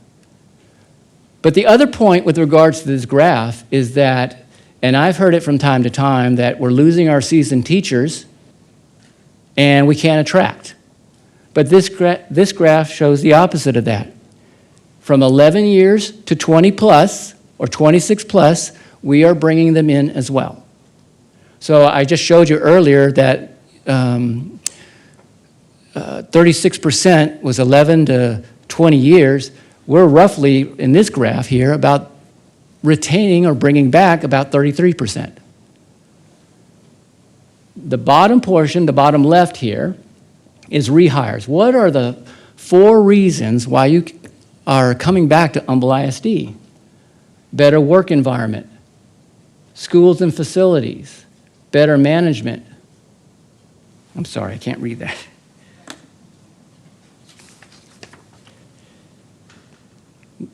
Move back to the Humble area. Thank you. Thank you, Martina. So that's the rehire. I don't see anything in there about compensation. What are the top reasons why the new hire comes to us? Proximity to my current home, reputation of the district, schools and facilities, and number 4 and number 5 is salaries and benefits. So it's pretty telling information that it's not only about our pay, but people want to come to Humble ISD because it's a good place to work. And I think we continue to do that as we move forward with some of these things and some of these improvements that Billy talked about, and what this board continues to talk about with regards to making improvements each and every day as much as possible. So where are we headed? So this is projection. 25, 26 step pace schedule. You will see it only says teacher, not teacher, librarian, nurse. And the reason being is that House Bill 2 requirement is for teachers, classroom teachers. So who is that? So the state has a category that they require school districts to place on positions. We call it PEAMS, okay? And so for classroom teacher, that code is 087. So this pay scale reflects what House Bill 2 is trying to do. That 3 to 4 years is 2,500, 5 years or greater is 5,000, and so the percentage of increase, depending on the step a teacher might be on, is 3 to 7.7%. Now let me explain the scale here for just a second.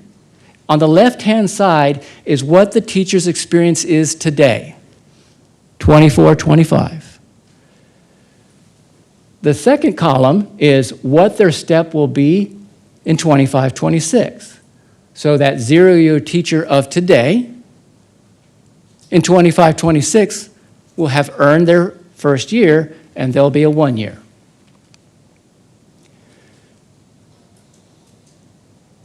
The projection here is that with a $66,000 starting pay, we would be fourth in the market surrounding ISD, 2% above the market. If projected market moves, its entry moves at an average of 2%. So you'll see in 0, 1, and 2, the percentage is 3%. If the market, if what House Bill 2 is doing to school districts, and we don't know what they're going to do yet, the other school districts, if they lift their 0, 1, 2 greater than 3%, then we'll fall behind in the market. Our hope is that they don't find any other money, and we will kind of gain some momentum on our 0, 1, or 2 years. You'll see, too, to the far right-hand side, that the other steps are 97% or greater in the market, and the estimated cost to close the gap based on an average market movement of 6%, we would need an additional $3.6 million on top of the $20 million that Billy just mentioned to you. So that is the House Bill 2 step pay system version. Yes, Martina. Good question. So, because I was going to ask about step increases. So like adding a step. So you added a step? We went to 26 instead of 25, or? No. Well, it's a continuous flow. So anybody past 26 would be getting 5,000. So if they have 30 years with us, it's 5,000. Right, I'm just saying compared to last year, the step stopped at 25 years. So now we're going up to. It went to 26 as well. Oh, it did. Oh, okay. It did. It just for the chart's sake. Correct. Okay, got Yes. it. Got it. Okay. Yes. Thank you, Martin. Thank you. So this is the non-House Bill 2 for other step employees. Again, these are employees that are not coded as 087 in PEAMS. This pay scale has a percentage increase of 3% to 3.6% depending on the step. That raw dollar amount is either $1,900 to $2,500. Who are these employees? These employees are 8% of that population, 320. Librarians, media specialists, nurse, instructional coaches, athletic trainer, testing coordinator, and elementary instructional technologist. They will be on this pay scale, this step pay scale. This will be new to the district because we only had one step pay system. Now we're going to have a second. because what House Bill 2 is doing to at least Humble ISD. Again, I don't know what other districts are going to do, but this is how we're going to try to approach it. The cost impact to try to make them whole on the previous pay scale is an additional $790,000 above the $20 million that Billy shared with you. The other non-House Bill 2 group is anyone on midpoint. So we talked about, somebody mentioned counselors and the like, assistant principals, principals, central office types. The minimum is going to be 3%, with some up to 8% depending upon primary market conditions and hotspots that we've identified, which we'll go over in here in just a moment. So before I jump off of that, any questions with regards to step pay? I just have one question. Was there any consideration given to giving all teachers $5,000? 0 through 4? 0 through 4. I'll say yes in one of my projected models. Okay, now I was just curious. So you kind of looked at everything. I did. That's what I'm asking. I did a 7% from 1 all the way to 26. Okay. Because I would think that other districts, if they do try to leapfrog, that might be something that they consider. So I was just wondering what we looked at. Yes. Okay. And that's a forewarning that, again, like I just mentioned, they can do that. Right. If they have the money, they may do that, Martina. Okay. Thank you. Okay, so switching focus now to midpoint. These are adjustments above the 3% general increase. These are hot spots, market condition situations. Billy mentioned to you we've fallen behind in some of our peer groups. And so this particular area is about $3 million. Again, I mentioned we have this much for general increase, we have this much for other, and this is that other that I mentioned earlier. Position review is about $80,000. These are reviewing positions that come in. There might have been some significant change to a job since it was last reviewed. And so those adjustments are going to be looked at and made for 25, 26. And then we took on a number of studies, as you can see. Special ed para and specialized skilled paras. These are the LVN, OTAs, PTAs, and deaf interpreters. In hearing from various groups internally, these are hard to fill positions because we're not only competing against school districts, but we're competing against the hospitals and all likes. Special ed para, we were pretty good when we compare ourselves to other school districts, but those that occupy these positions, they're a hot commodity at HEB or other private sector employers as well. This group, we're looking at not a 3% general increase, but an 8% increase. That has a cost impact of $1.1 million. Child nutrition workers and managers. Billy mentioned to you, we don't do much more heating up or pre-packaging. There's actually cooking going on. These jobs have changed. It's also a competitive area because we're not only competing against ISDs, but we're competing against restaurants and the like. Child nutrition worker will see an 8% increase at a minimum of a $14 an hour entry pay. Child nutrition manager, elementary child nutrition manager at 15% increase, and middle school and high school at 12% increase. That has a cost impact of $500,000. Keep in mind that this is being paid through child nutrition revenues, which Billy mentioned the fact that we need to spend our money or I think it gets taken away from us or something like that from the federal government. So that's a different revenue source, not the general fund. The next one is custodians and managers. This would be an 8% increase for this group at a cost of $460,000. The next group is skilled labor trades, and this would be an 8% increase for electrician, plumber, and HVAC Again, operational support services is having a hard time filling these vacancies, given the fact that the private sector pays a whole lot more for these types of jobs, these types of skilled labor. That has a $73,000 impact. The next one is police. This is the non-exempt group. 11% for officers and 6% for senior officers.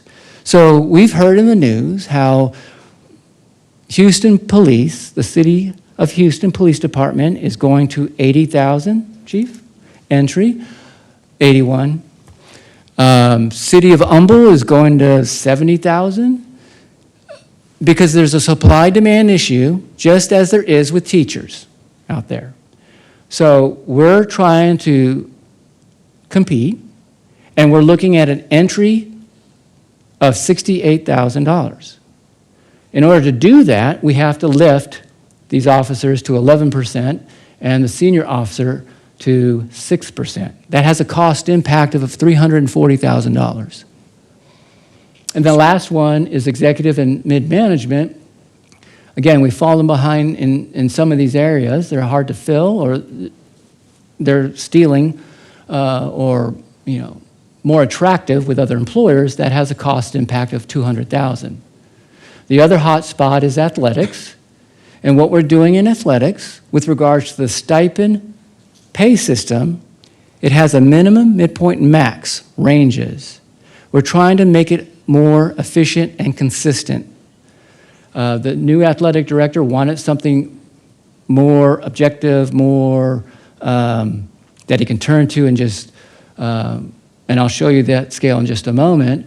So what we've come up with is a step system within a midpoint system.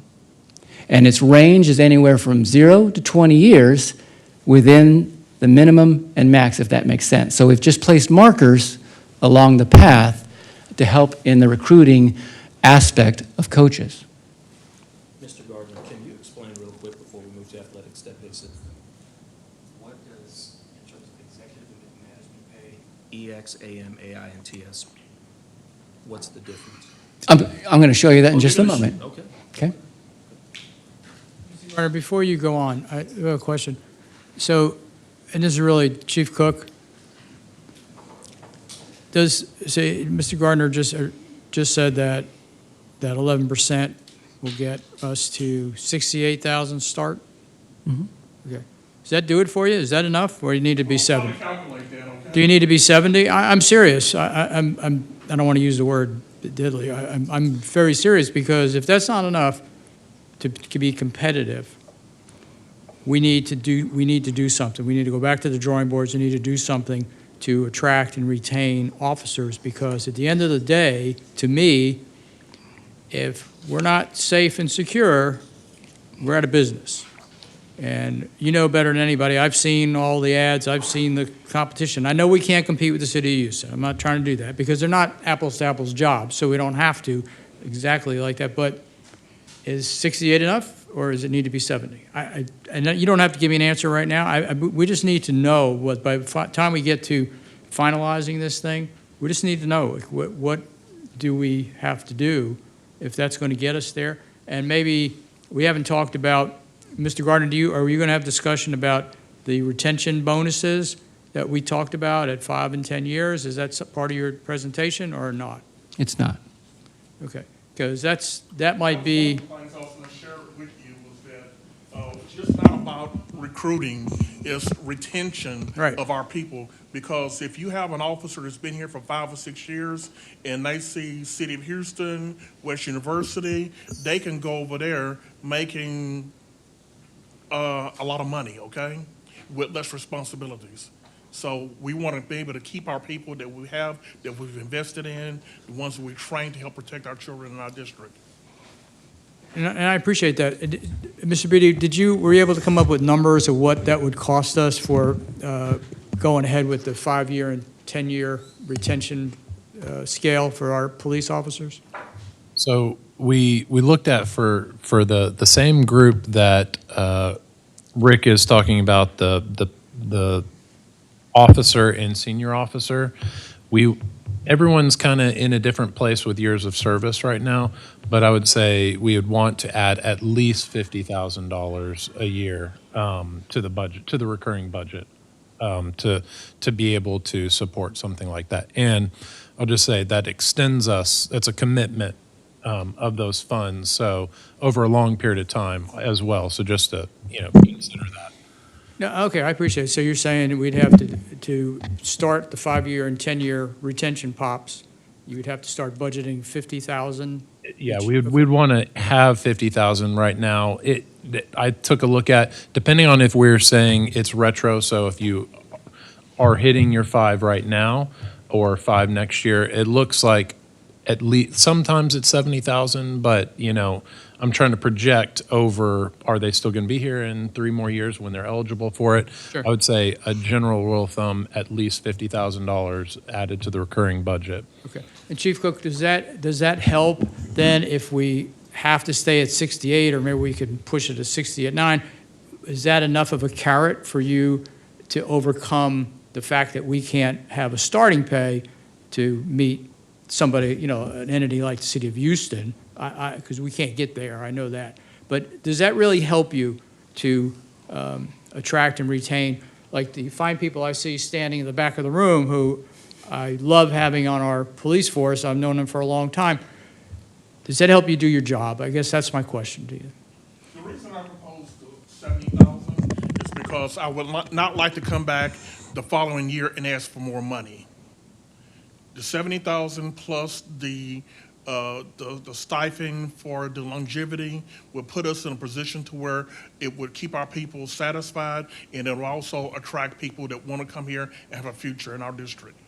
Okay, well, thank you. And maybe that's something we need to think about before we don't have to vote tonight, obviously, on a budget, but we might need to really get that into the mix. Please go ahead, and I'll ask after. Please go ahead. I was just going to ask, have you lost any officers since the announcements of the different salary increases in different entities? Yes, I have. And they're going to the agencies that are paying 70 plus. Okay. And so you're saying you feel the best scenario would be 70,000 base plus the step? The stipend, sorry, not step, stipend. Okay, thank you. How many have you lost? I would say anywhere between, well, it was 4. We had 3 that went to the same agency. What agency? Medical center, police departments. Okay. They're paid high. Rice University just announced that they're going to 71,000. So it's right now, law enforcement has become very competitive. I think Harris County just secured their raise. I don't know where they're getting money from, but they just got it. So, and you're gonna have a lot of people, agencies that are upping their money because of what Houston has done, even though they're in a high course. area also. Where's our gap right now in terms of how many we need versus how many we have? Because I know you did a great job in filling out the minimizing that gap. Where are we right now in terms of how many we really need versus how many we have? As far as the money or personnel? Personnel, I'm sorry, to be clear. Personnel is, that's an item that I really would not like to That's go fair. into a lot That's right fair. now, okay? That's fair. Because it's That's fair. flexible. No, thank you. No, you're correct. We'll touch on that in closed session. Okay, thank you. This is the, drilling down a little bit more with regards to the special ed para and specialized skilled para survey. Again, obtaining, survey data, though this might not look like, this basically is comparing us to surrounding ISDs and student enrollment of 30,000 to 50,000. So you can see here that when we compare our average pay that we have for these pay groups of Humboldt ISD in comparison to these particular markets, we look pretty good. So we look at, when we compare school district para to our paras, What this is showing us in the surrounding ISD, for example, is that we're 2% above the market in average pay. And student enrollment of 30,000 to 50,000, we're at 97% of the market. Now again, these areas though are also impacted by what's happening in other industries. And so their turnover is a lot more greater. And we are looking at these particular areas of trying to maintain some stability with our existing workforce, and that's where the 8% will help in that. Child nutrition, custodial, skilled labor, trade survey analysis. Again, comparing our average pay of these employees in these pay grades compared to these markets that I'm sharing with you. Now you see a lot of red. And again, this is where how we've fallen behind as a district with regards to our pay in this particular arena. So child nutrition worker, for example, the surrounding ISD, they are at 88% in the market. So remember the target I showed you, and we're below even 90%, so we're in that red, so we need to do something with regard to trying to at least stabilize our existing workforce for 25-26.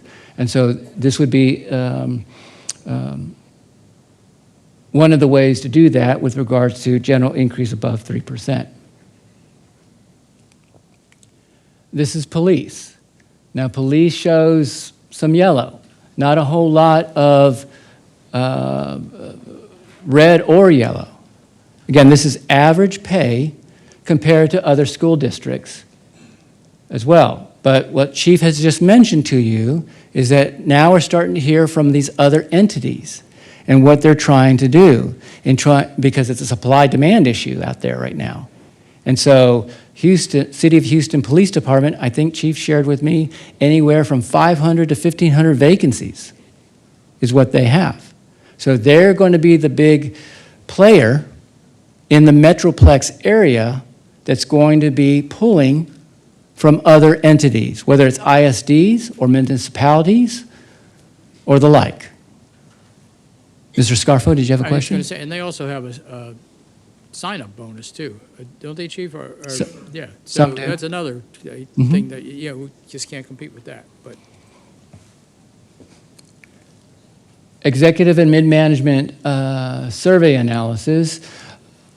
Mr. Holmes, this is to your question, okay? So this one shows you of the job classifications in what we call our executive pay scale. And so again, you see some red, you see some yellow with regards to the average pay, our pay, compared to these market areas. And so when we start to see things like, let's do Chief of Technology. There's 3 hotspot areas surrounding ISD, 45 to 60,000 ISD, and populations of 60 to 60,000 plus. There's a lot of red there. So we'll be making some adjustments to our existing Chief Technology Officer that will be above a 3% to try to compete and stabilize that situation. Mr. Gardner, you lost me. Why do you have that last column on the slide? Which last column? The 60+ thousand ISDs and comparing us to them, is that what that's doing, saying we're, Yes. but why? So- We're not anywhere close to 60,000 and we're not going to be, so why are we looking at that? Just curious. So we look at that because of the fact that it's the available workforce that is out there. And we attract people also from big school districts. I came from Northside ISD, and so with regards to trying to get the best in, it's only one indicator of these other markets that we need just to pay attention to. It's not the overall, yes, we got to give our people an increase because we're so far behind on the 60+. It's just another indicator, if that makes sense.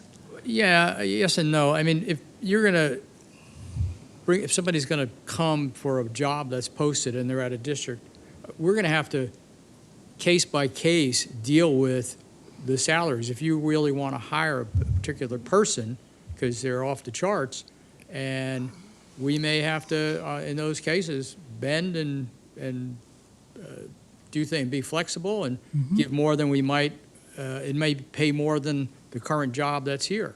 So, we'll have to deal with that because, you're looking at buying talent. So anyway, we have to keep that in mind. No, you're right. And so we've had that encounter already. And so we are trying to compete with the bigger district that was close to us. And what secured that individual, even though our base pay, and we did everything that we could to provide a competitive base pay salary, in combination with the health plan, we were able to bring that person aboard. And that plays out every day in this district, case by case, like you just mentioned, Mr. Scarfo. Sometimes we lose, but sometimes we gain that individual. So it's a very competitive process, and our goal always is to try to find the best talent. And so compensation tries to reflect that as much as possible without being a hindrance to the organization. Mr. Holmes? So when we have, and I'll choose a title, CTO, right? He's at 86% of the market for surrounding ISDs. So we don't lose good talent. Do we do mid-year increases, out-of-cycle increases? Do we do those types of things? I'm just asking. Again, I'm from corporate, so. I'll let Jeremy chime in here, but with school district, you're locked in, pretty much. When we pass the budget, that's the salaries that are set. Okay. Now, we would have to come to the board on a special situation and put it on the agenda as such, but then you're now singling out somebody with regard to their pay, and then you're opening the door for others to do the same. So in general practice, with a school district or city government or county government, because I've been at all those entities, it's best to try to project your compensation plan and then try to do other means that we can with regards to if they're taking on more work, for example, Mr. Holmes, we have above and beyond stipend. We look at that and we would apply that. Okay. It's a stipend, but it helps move things along a little bit better. It's one of the strategies that a public employer has to endure until the next time we come back around to the budget cycle. I'll save my question. I have a, go ahead, please, Mr. No, Scarfo. Sorry. And we've done that in the last 2 years. I mean, I know for a fact we have when we've had to, and it's worked fine. It has, Yeah. yes. Can I ask a quick question about that, though? So the challenge, though, I see, if we're at 86% or 85% or 81% on some of these positions and you're trying to attract the best talent, is that you have to post the position in a salary. So if you don't increase the salary when you're posting, I mean, I'm thinking Tassanet. If you go to Career Center on Tassanet, where a lot of, I'm sure, higher level employees are looking for positions and they're comparing other school districts in our region or our area, then they're also looking at the salaries in the Career Center. So I don't know, I'm just trying to understand, yes, I know you can negotiate once a person applies for a position and all of those things, but if you don't increase it from the get, I would say, from the beginning, then how are you going to attract them to even apply in the first place? So it's a good question. And so what you're not seeing, part of the other study is looking at our entry pay. Okay. Okay? And so we compare where our positions are and their pay grades, and then that's part of position review, that if we need to move a position from one pay grade to another, it's not one of the better practices, but it is a practice that can occur. with regard to trying to get that position in market. And so that's the other technique that happens on a regular basis as well. We also will show the midpoint of that range. We'll say salary up to midpoint, okay? Commensurate on experience. And so, again, that's another factor that we try to take into play, because those that do get recommended for the position, if they have the background, the work experience that's comparable to what we have, then we're willing to pay what we need to pay, as long as it doesn't impact too much the internal alignment of those also in that pay grade. So I'm getting kind of in the weeds here, Martina, but at the same time, there's a fine balance to that, if that makes sense. Okay. Okay? So, Mr. Gardner, just before we move on, so if we're looking at the district as a meritocracy, right? So if we have current positions of executives, managers, mid-level management on up, right? And we have somebody that's in position, but we see relative to the market, they're under the market position. I have no problem based on a meritocracy, and I don't think anybody on this board, if they are having good reviews, they're meeting all their marks, they're exceptional. I don't care if we have 10 or 15. I don't care if we want to retain the best. It looks like if we have really great people, we're going to lose them eventually. So I know it's not something we should do, but again, if we're looking at it from a corporate standpoint, when I give raises to my people or my company gives raises to people, it's a meritocracy. It's zeros and ones. You're either doing the job or you're not. And if you are, you absolutely should. There's your success criteria. You're hitting those goals. I don't want to lose great people. And again, it's always, again, it's really a zero-sum game to me. We're looking at the reviews, they're meeting them, and if they're in the red or even yellow, I say that they're at risk, and we should be doing something. That's just me. Now, again, if the reviews aren't there, then we don't. But I just want to make it clear, I don't want to open up Pandora's box. I'm not saying that. Right. I get where you're coming from, Mr. Gardner, but we see that there's some positions there that are in the red, and they're markedly below the market rate. You look at doing something. And I'm with you, Mr. Holmes. My background is corporate as well. Yeah. And so whether it's corporate, public sector, private sector, it's all the same. It's the workforce and how you're going to address some of these circumstances. Right. And taking everything that you just said is what we take into account. Sure. Okay. But, Mr. Gardner, I mean, we really don't do it based on meritocracy as far as raises or anything else. I mean, although the state would like to see us move to that type of, and even, you read the language for the, the TIA, that, having targeted distribution raises. And I think Houston ISD went to that this past go-round, and the state's pushing that. TEA is pushing that. But we certainly don't do that. Most districts don't do that because we're talking here about everybody gets the same. And I've always wondered about that for years, scratch my head as to how does that incent people to want to achieve and to, exceed the goals. But that's not what we do. And hopefully at some point it'll change because I think that's how you incent people to do things. And that, because not everybody should get the same, because not everybody's going to show up on that bell curve in the same place. And, anyway, I don't want to get into that discussion right now, but, we certainly don't do it based on that.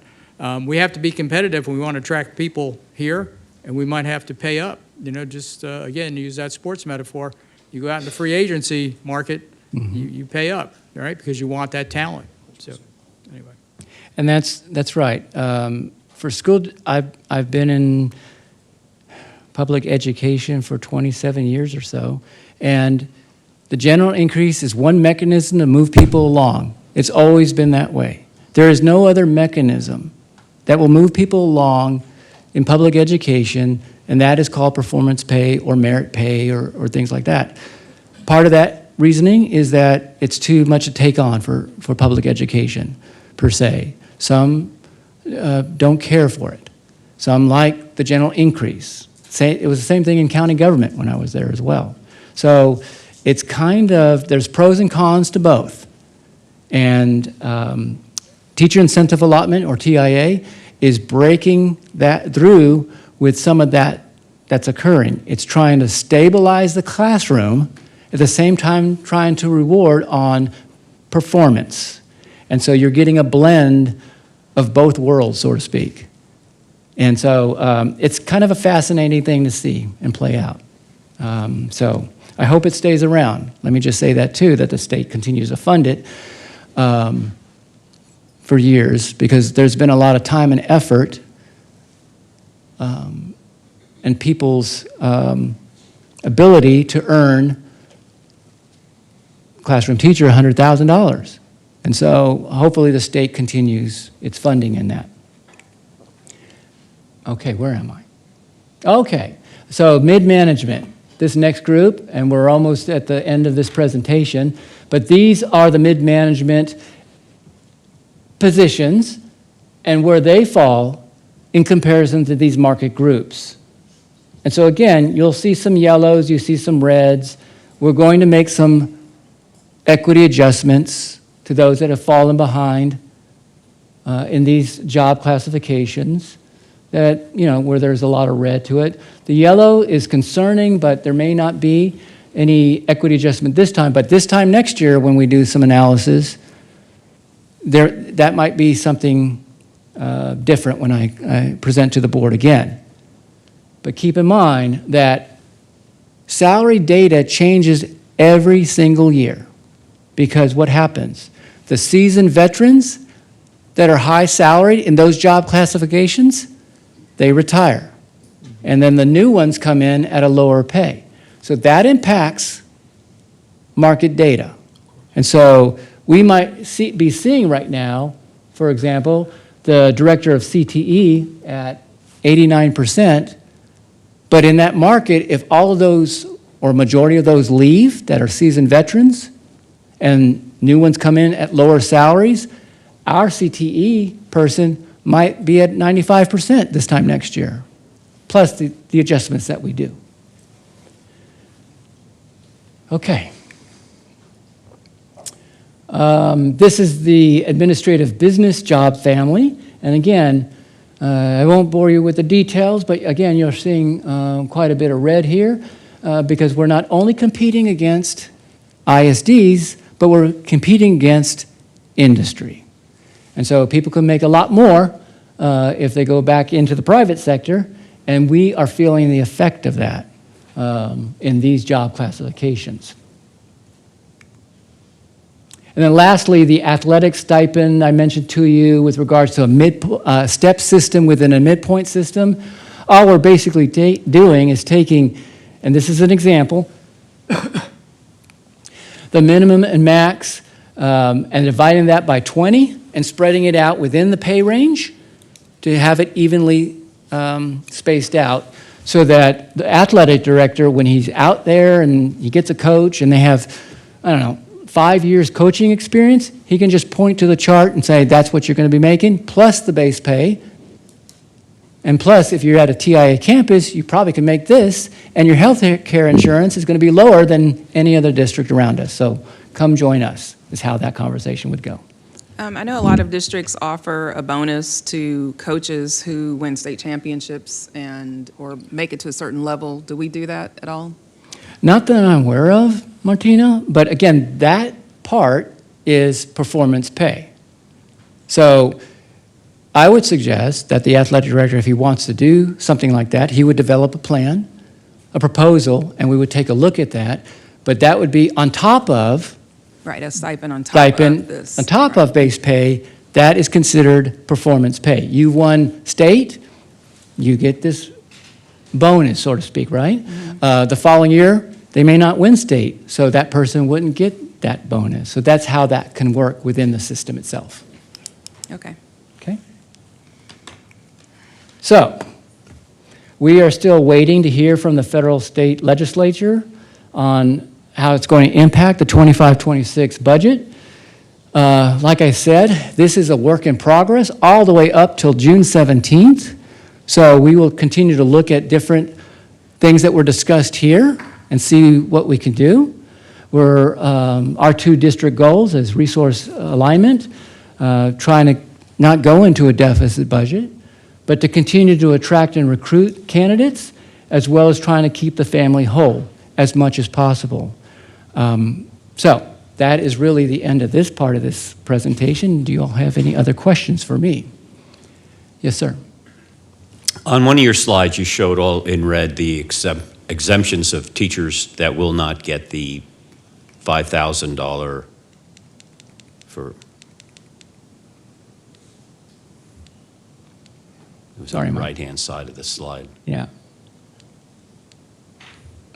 I went too fast. I'm sorry.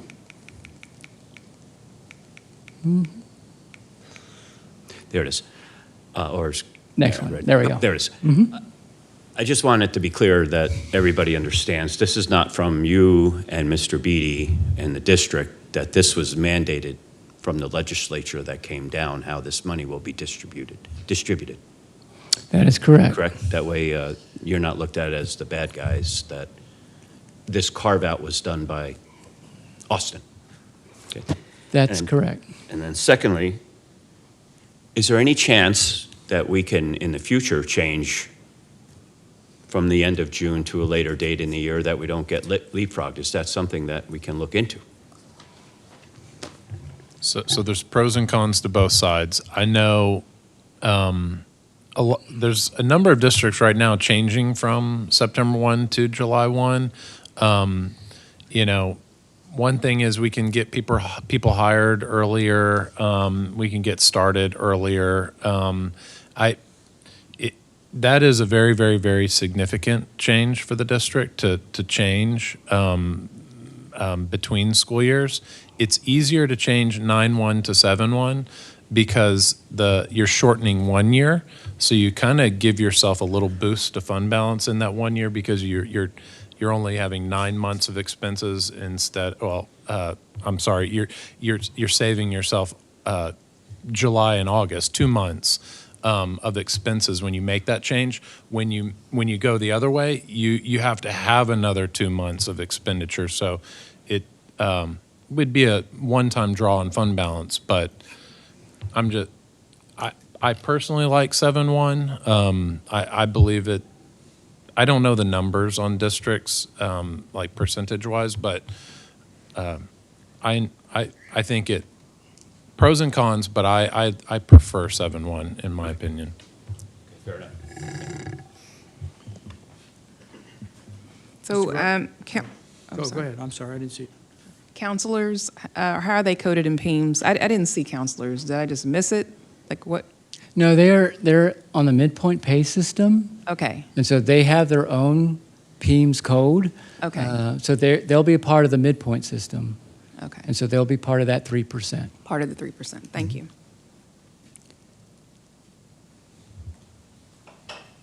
Mr. Gardner, what percent of our teachers are currently, and I know it's, I think all just Title I campuses and maybe a couple of more campuses that aren't officially Title I. What percent of teachers are currently in the TIA of our total group? It's less than 30%? Is it less than 20%? There's roughly around 3,700 teachers, and in TIA, there's probably about 180 that are part of the TIA program. Okay, so At this well under- stage. Okay, so now that we can, and they're giving us, the state's allocating additional funds to TIA, to the program. So I'd like to propose that we sincerely consider, and I would hope the board, and there's 2 future board members sitting out in the audience, that they would support it as well, that the next group that we add, and there can be some additional, but at a minimum, the next group we should add to the TIA program should be all of the contained classroom special ed teachers from Mosaic all the way to elementary, that whole group, because I would still be under the 50%, because now with the change, you can have 50% of the district's teachers can be part of the program. I don't know what I haven't seen the dollars yet, what that works out for us, how much that would add, but if we can't give those folks a flat-out stipend, I don't know that we can, of say $3,000 a year, which given the work they do, they certainly deserve it. I got to tell you, if you spent time in their classrooms, you would see it firsthand. But that would be a nice way to do it. And I think if they knew they could, you look at that schedule and you look at what they could earn, even as, and they added another category, acknowledged, to the tiers, acknowledged, recognized, exemplary, mastery, although that adds up to if I'm seeing this right, it adds up to 110%. So I don't know where they're coming up with their numbers there, but the state. But that's still, even if you got recognized, depending on where we fall in that multiplier, they could earn $5,000 to $15,000 even there. I know you'd have to wait 1 year because you have to hit the marks, right? But I'll tell you, if somebody told me, here, you got a shot at making, even at recognized, $15,000 or maybe $10,000, if you wait the 1 year to start collecting it, if you hit your goals, as opposed to taking $2,500 now guaranteed, I'd take the former, absolutely. I really would like us to see numbers so we would know if we add that group of teachers, all of our special ed contained classroom teachers, and I'm talking about speak social, transition, applied skills, life skills, all of them. I'm leaving some out, but that whole group, you guys know the number. Mr. Phipps, oh, there he is. I see Henry. I couldn't see him. Mr. Brinkley was blocking. We know the numbers. I'd like us to see that, and maybe you could send that information out to the board so they can see what it would be. But I think that, at a minimum, should be the next group that goes into this TIA program, because that would be a great way to incent and attract people to where we really need it for that vulnerable population. So I'd appreciate seeing, you guys okay? I really would, I'm not asking for a vote, but I mean, okay, well, we're not voting, but now, yeah, especially since they're giving us more money. I don't know and Mr. Beatty didn't have that when we talked the other day, but yeah, we can get our hands around that. So I'd really like to see us do that. Great idea. Yeah, and can I add to that? So in addition to that, since, just read my community impact, and it says we have a rating of a C, right? Maybe since we're talking about academic challenges and related to STAR and what we want to increase, maybe also teachers, include in that the teachers who hit their goals on the STAR mark, regardless of what campus they are, maybe they also could be considered for the teacher incentive allotment. That would be, pretty significant, I think, as well, and one of the main goals that we're trying to hit as a district. So just a bit of commentary on TIA is that we do have some self-contained already a part of the TIA. And again... Okay, but we can talk about that offline, Right. but you're really nitpicking on that, because I've gone through that, and not a lot of them, because I've asked them flat out as I visited classrooms, and they just look at me like, what are you talking about? So, okay, and we don't need to belabor it here, but yeah, I hear you. So we've started that groundwork, and we are probably in the 7th or 8th year with regards to TIA. It took a while to get off the ground because TEA is still building the plane, and we are too when they make changes and so forth. So we've said that we're going to expand, we're going to start small and expand later, and that later is every year of adding in different job classifications, different teacher groups. The challenge with self-contained and some of these other areas I'll just mention, and we can talk more about this on another time, but we have the t-test, we have the summative, the observation mechanism, the instrument. The challenge is to measure student growth. And in some of these areas that I've even visited, that's going to be the challenge. And coming up with that platform or what that looks like has to be approved by TEA, not by Humble ISD per se, but they're going to be the ultimate one that says this is a valid student growth measurement that can be applied. And that's just been the challenge, one challenge with regards to TIA. So I hear you, Mr. Scarfo, and we're going to look at that. Okay, because I think we're up for the challenge, and I know Mr. Phipps and his guys are up for the challenge, as well as all of our teachers. I think we can do that, and we can sell TEA on, here's why it should be these measures for student growth, because that's important, because we do want them to grow from when they come in the beginning of the year to when they're leaving, or not, they may still be in that same classroom for 3 years, but that they're hitting they have their ARDs, they have their individual plans, program. So yeah, there's ways to measure that, and I think we can sell them on. Mr. Phipps, you tell me, you're more of an expert than I am, so can we do it? That's all what I'm asking. Good afternoon. Quickly to answer your question, I'm one to take on a challenge. I think what Rick hasn't mentioned, and I'll mention for him, it is going to be a lot of work. I know Tiffany Holquist does an amazing job with TIA. Rick's going to need some additional support for us to do this. My team is ready, willing, and able to handle the task as well.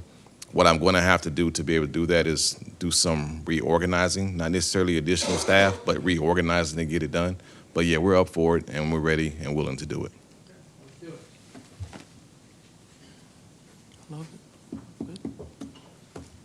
Yes, sir.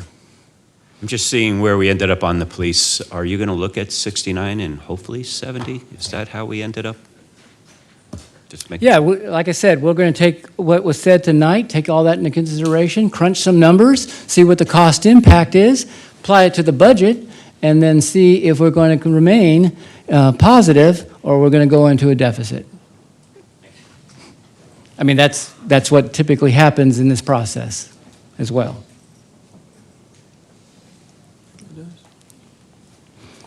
Anything else? All right, thank you all. Thank you, Mr. Gardner. Thank you, thank you. Thank you, Mr. Beatty. Thank you, gentlemen. Staff for all your hard work, because it wasn't just two of them, we know that. Thank you. Moving on to action item, Board of Trustees election, item 4A, canvass election returns for position 3 to declare results of the May 3rd, 2025 Board of Trustee election. I will ask Trustee Kirchhoffer to preside over the canvassing. A recount was held on May 27th and 28th, 2025 for position 3. The results of the recount are as follows. Natalie Carter, 5,223 votes. Chris Parker, 5,262 votes. Undervotes, 154. Overvotes, 0. Mr. Holmes, do I have a motion?